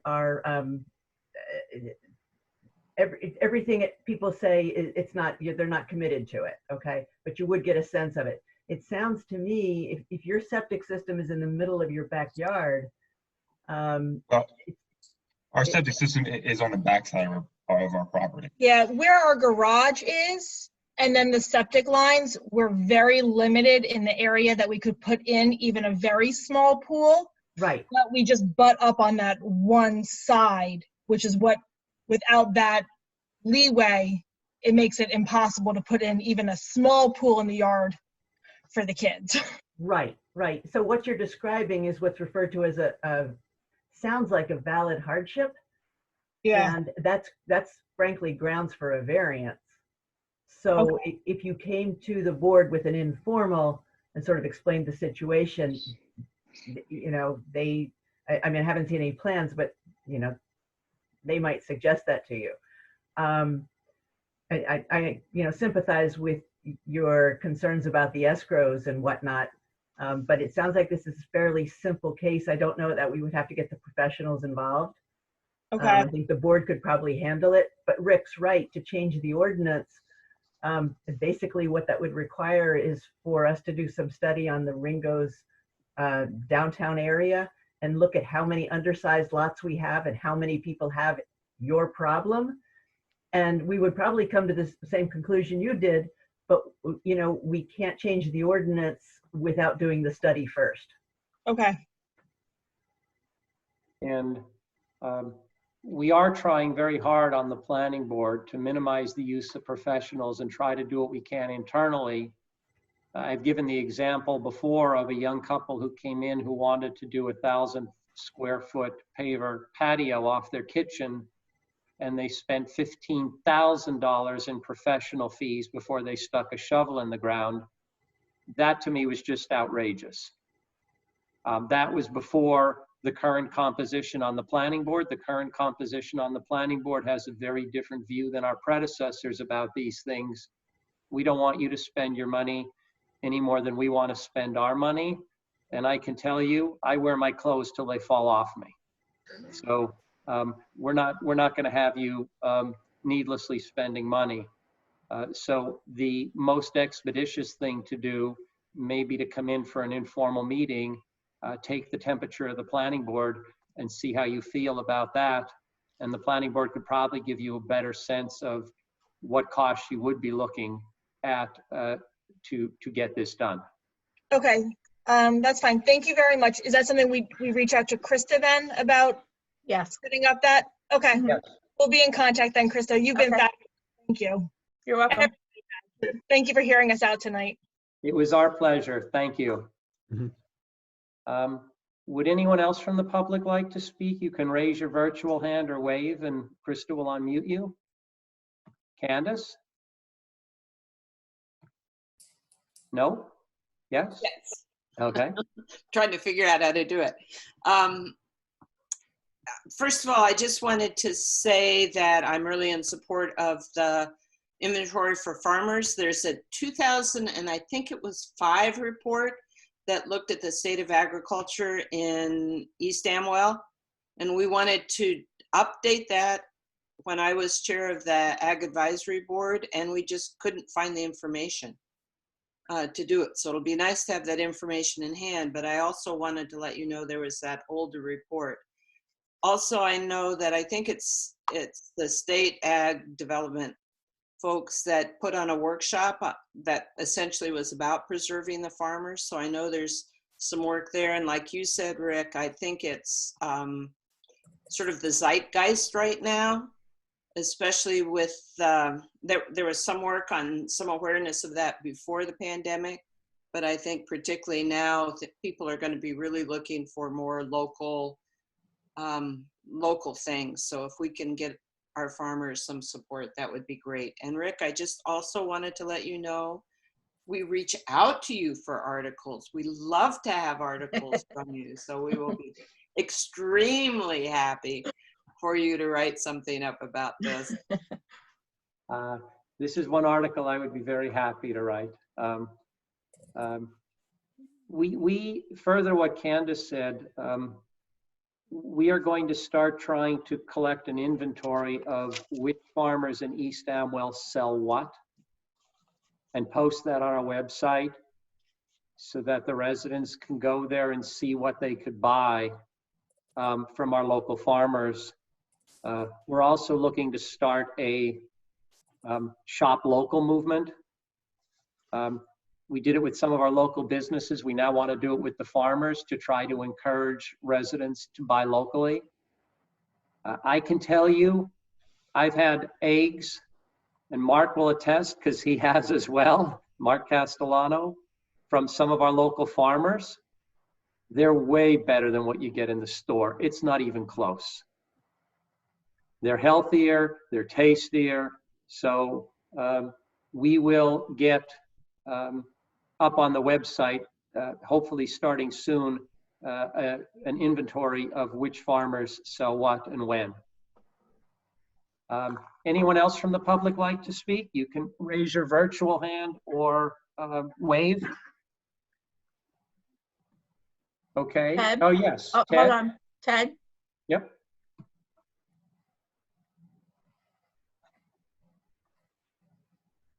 Can't Ted, hear you're you. on mute. I think you have to No. unmute yourself. He's not on mute. He might not have his speakers connected. It's not connected by audio. Ted, we can't hear you. Well, now he put himself on mute. You have Ted, you may not be connected by audio, Ted. He's not letting me unmute him.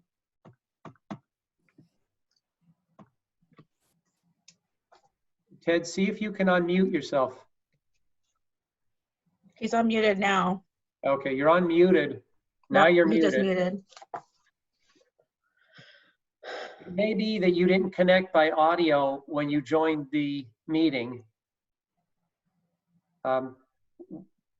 What you can do is dial into this meeting on your phone and we would be able to hear you. Or he can do the chat on the bottom. Maybe he can type it in.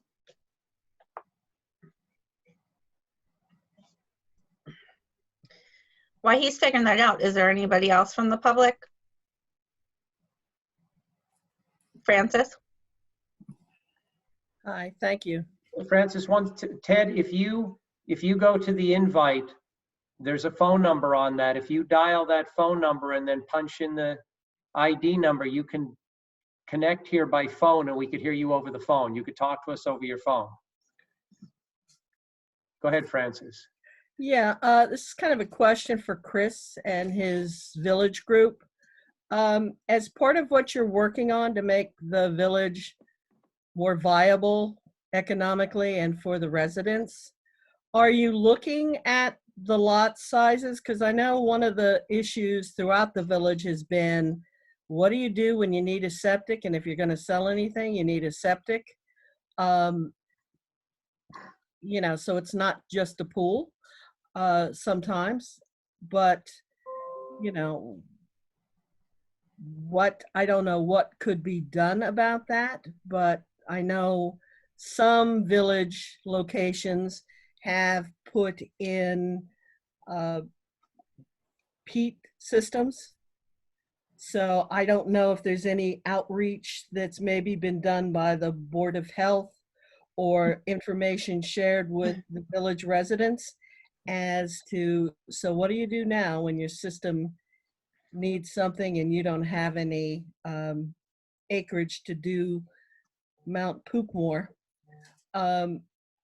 The other factor is, you know, everything comes down to costs. And the one thing that I would hope we would all, and this is to everyone, be cognizant of is that we are in a severe financial hole individually and collectively, especially the state. The one thing the state can do is come back and add taxes or looking for things. I know they've increased the fees exorbitantly for businesses to file. There are other permitting things that they're wanting to increase. One thing that you could consider a mechanism for doing that could help your farmers is to do something about fees and taxes on preserved properties, because they're already, you know, drowning with trying to make farming viable in an area where you need to have specialty crops and all sorts of things to get to your critical mass. There are USDA and other kinds of links that are out there for the 2020 grant program, which I'm sure Candace knows about, and Chris, and I can send you those links and stuff tomorrow. But the head bone's connected to the elbow, and it goes through a lot of little things. And I think we need to holistically take a look at every penny we spend and think about it twice, because what the state giveth, the state cometh and taketh back. And I think there's going to be a lot of pressure on taxes in the next couple of years, thanks to COVID and whatever the economy is going to be doing. That's it. Was there I think there was a question in the first half of that. So Francis, to your point about us looking at lot sizes, I can tell you, yes, I've already started trying to compile a list of how our Board of Health regs, I've started with the Board of Health, but I'm going to do the same with normal zoning stuff, but where our regs diverge from the state level regs, and to see where and when, we might be able to dial things back if that's possible, if people are amenable to it. I'm just trying to kind of collect and get my hands around, trying to put it into a format that's easy to kind of work off of. And yeah, so we're starting. You have something else? Well, and Francis, on the taxes, we've already looked into that. East Amwell does not have the ability to unilaterally make any adjustments to anyone's taxes. They're all addressed by state law. So we cannot unilaterally give a break to farmers or anyone else on taxes. We had a farmer who raised that with us during an interview to be on the Agriculture Advisory Committee, and I followed up on that. We do not have the ability to do that. The changes can only come from the state on that. Francis, just to answer your question about the lot sizes in the village, I'm on the Ringo's Village Advisory Committee as well, and I'm compiling a list of the lot sizes within the village so we can work on that as well. Francis, I think you have to be Trying on. to, go ahead. I've raised my hand, but okay. No, I was speaking more towards the fees and the escrows and any kind of a sliding scale we might do, or anything that we could do to support small farms that are trying to struggle.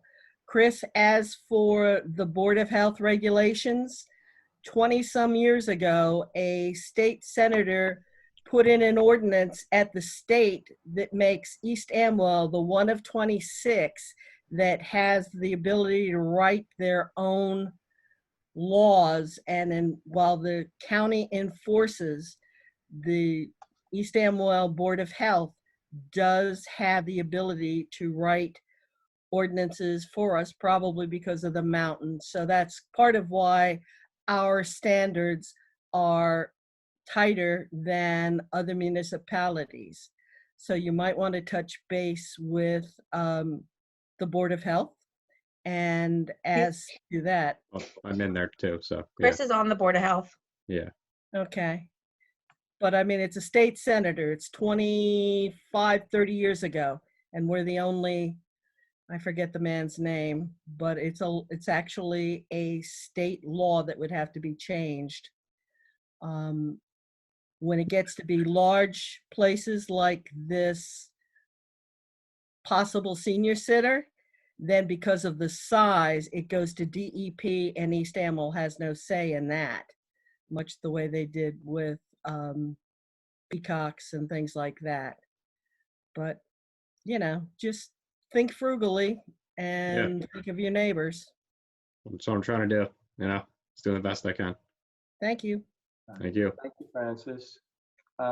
Anyone else from the public like to speak? Okay, seeing no virtual hands or real hands, could I have a motion to close to the public? We close to the public. I second. All in favor? Aye. Okay.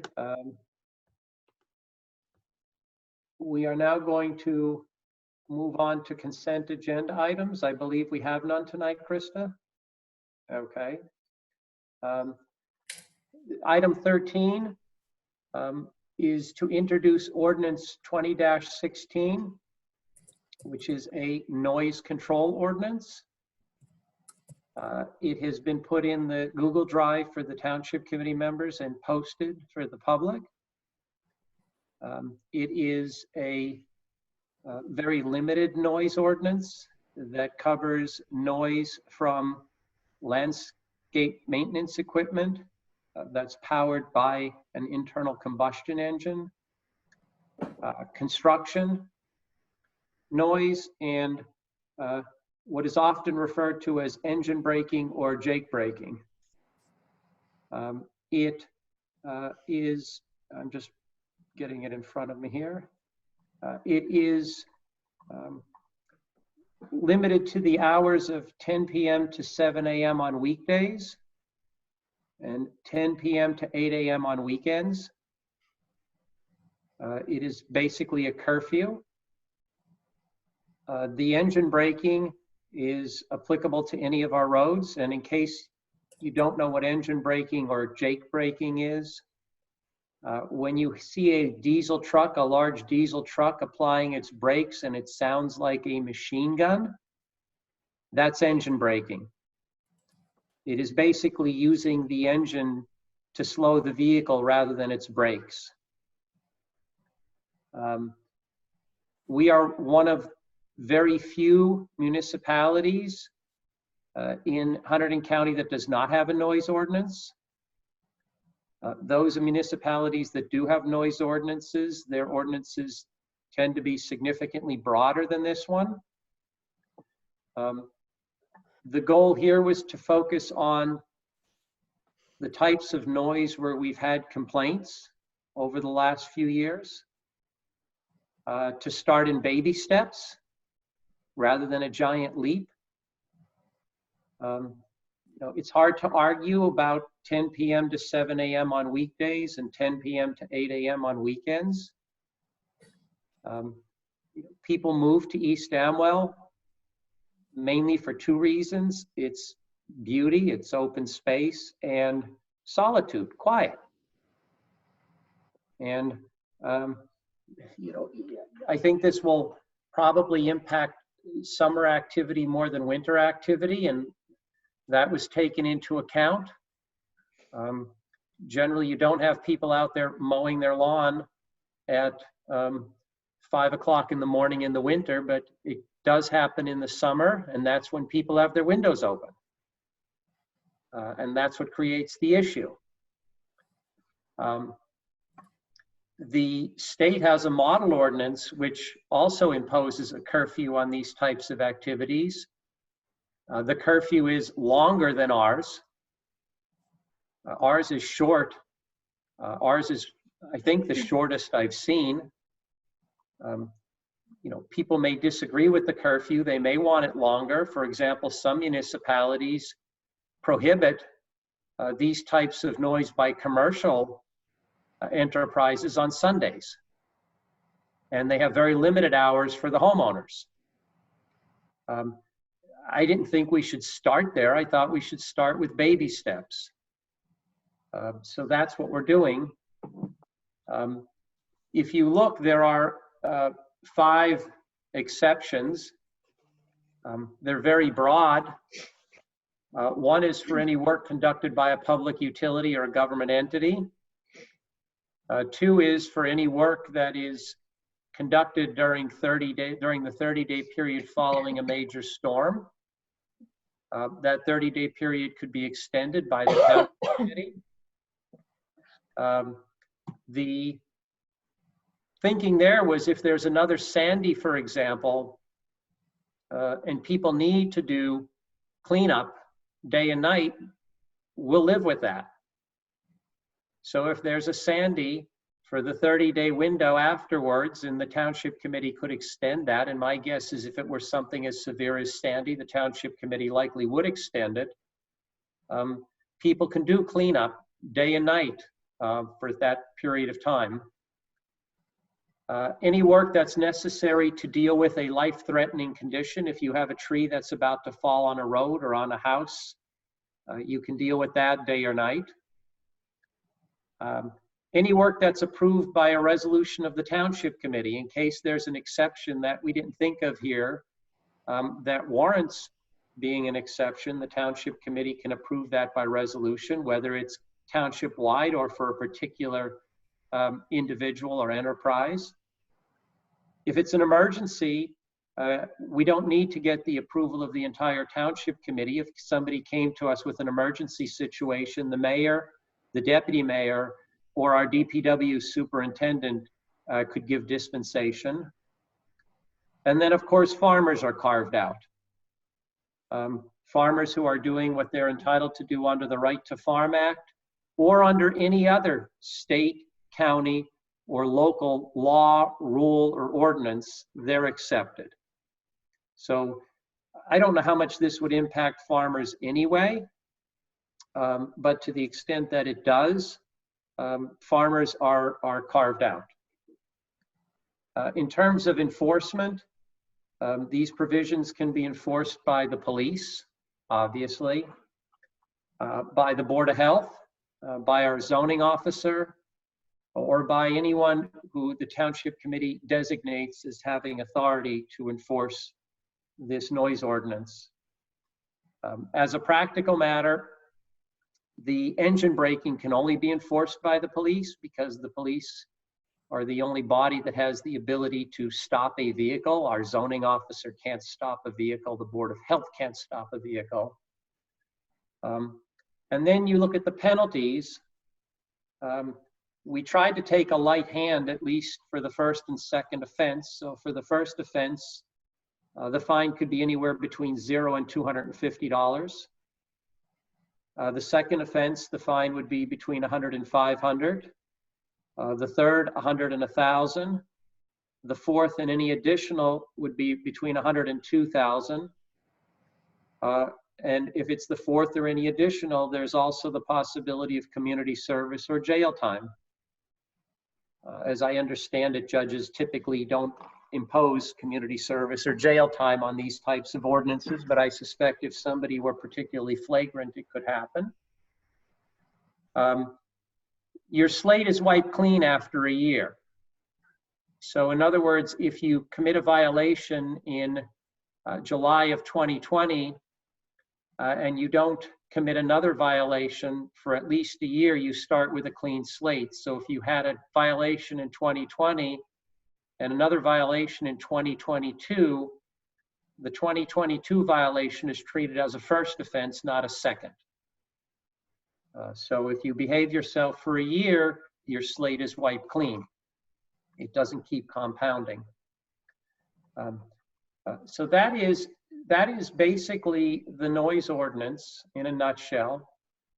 With that, I guess I have to find my little cheat sheet here, which I will do.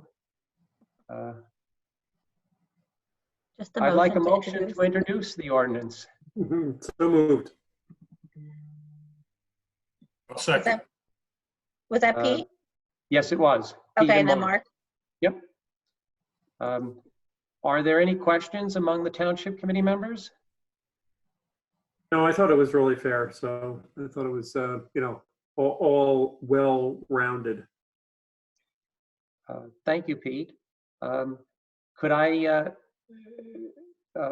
have a motion to introduce the, oh wait, we already had the motion introduced. All in favor? Aye. Anyone opposed? Okay. This Krista? ordinance will be published in the May 21st, 2020 issue of the Hunterdon County Democrat, and the public hearing is set for the next regular Township Committee meeting on June 11th, 2020 at 7:30. Probably via Zoom. Yeah, Just put actually that on out that there. point, for the June Township Committee meeting, we may look into having the meeting live for the Township Committee members and Krista and our municipal attorney. That will be optional. So if any Township Committee member, Krista, or a municipal attorney is not comfortable attending, they can join by Zoom. We can't at this point invite the public because if too many people come, we can't maintain social distancing. And since we don't know in advance how many people are going to come, we can't. And when you sit down and try to figure out how many people you could fit in the courtroom and maintain social distancing, particularly since social distancing isn't just when you're seated, but it also has to apply when people go to and from their seats. You can't fit that many people in our courtroom. I'm in the process of working that out with Jason because we'd also like to do it live with the planning board in June, but I don't know if we could fit everybody in there. We're working on that. So it may be live for the Township Committee members, Krista, our municipal attorney. If we invite anyone in to make a presentation and we can fit them and maintain social distancing, we will do that. But I just wanted to give folks a heads up that we may have a bifurcated type meeting come June. We will see. Okay. We have no special committee reports. There's nothing under unfinished business. There's nothing under new business. So I think we are back to open to the public, our second open to the public session. So could I have a motion to open to the public? So moved. Second. All in favor? Aye. Would anyone from the public like to speak? Francis? Yeah, speaking of the municipal building, are you putting up plexiglass cages between the seats or little cages, almost like a kennel? Or how is the court going to operate? And then when you have applications, then there's litigants, there's applicants, there are professionals and exhibits. So it's going to be a little bit of a challenge. Is that included in Jason's to-do list, or has there been any discussion with the courts about how they foresee handling things? Chris, The do you want to court- talk about the court? Yeah, the court is for the foresee future until the presiding judge informs them, they're doing all of their court hearings and court sessions virtually. And to answer your other question, are we putting plexiglass in between the desks? No. We have enough offices so that we can give each employee their own office. I think she was talking about the courtroom for public hearings. Oh, I thought she was talking about our employees. The courtroom, Francis, is largely going to be dictated by the court and whatever needs the court feels it has. In terms of the planning board and having people come in and do presentations, we don't know if that's viable yet or not. Until we finish our diagram and see how many people we can fit, we don't know, but we will hope to have that done in the next week or two. Jason has taken measurements. He sent me a diagram. I just need to go through that with him and figure out what we could fit. And as far as materials go, I mean, we can still do everything digitally, you know, as long as, you know, if we move to a bifurcated kind of style, as, you know, people just bring their laptops or similar device, they could just use that. I'm not talking about the committee members, of course. That's correct. Yeah. And that is permissible under state law. Yeah. Anyone else from the public? Seeing, Candace? Hold on, I'm unmuting you, so don't click. there you go. Okay. All There you right. go, Candace. I just wanted to confirm that people could still give public testimony with a bifurcated. Absolutely. Mhm. These meetings will still have the same rights to give testimony, same rights to review the exhibits, the diagrams, etc. They will be put on the website, but if that's too small for you to see, you'll be able to reach out to Krista and she'll make arrangements for you to be able to see a full-size copy. We've put in place procedures for that. So anyone interested in a particular application will be able to see the same materials that the planning board members see.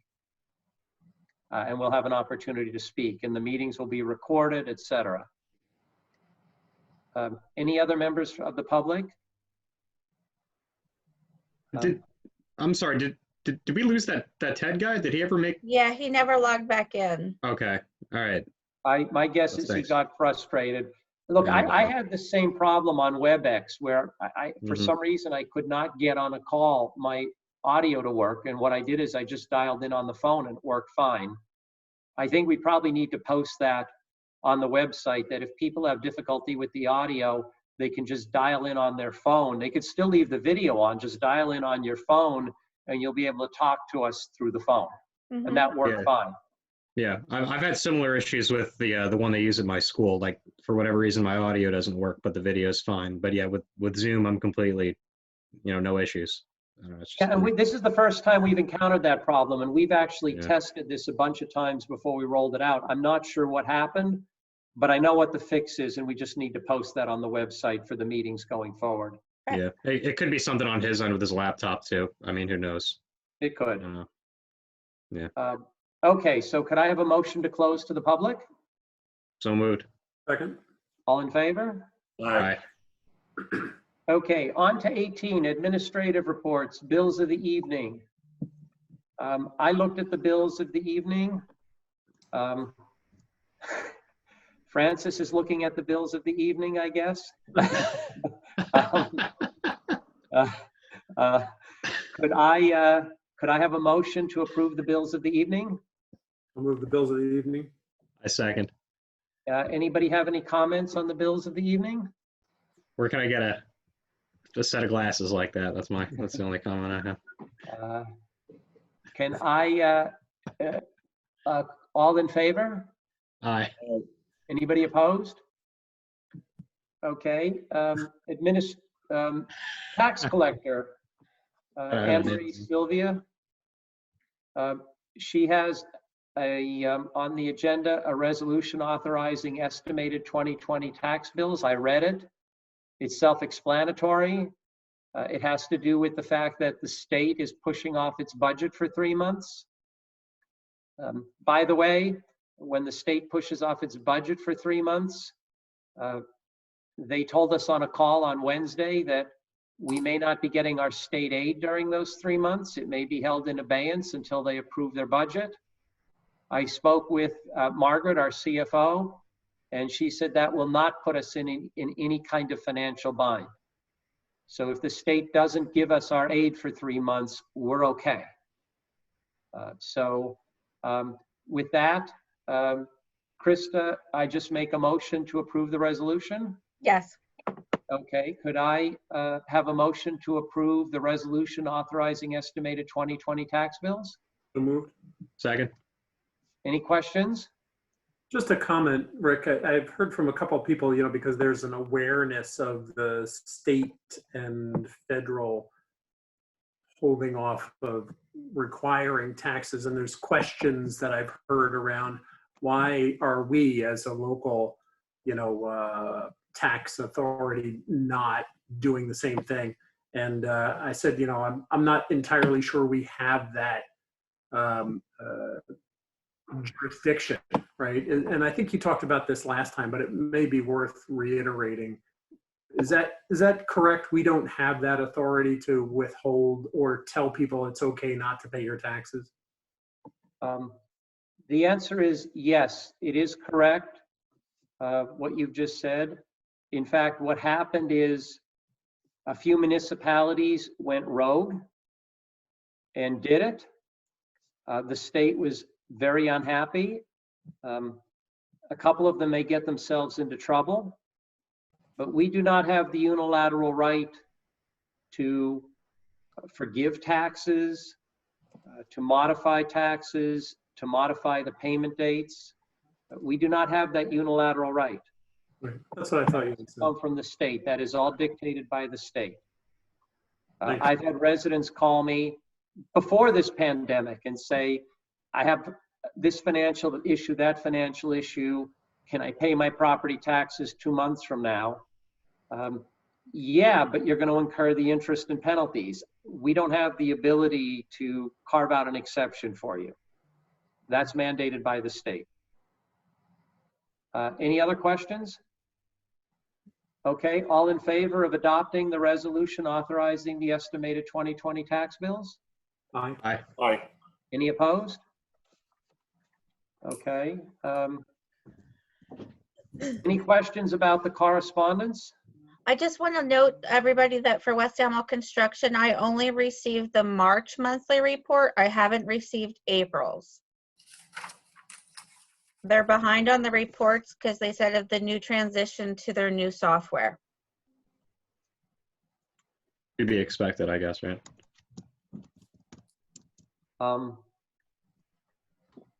Okay, well, assuming no questions about the correspondence, could I have a motion to adjourn? So moved. Second. It looks like you're all opposed. Yeah, I'm staying here. But you're breaking up, Rick. You're breaking up. I assume the gentleman in the suit is Frank.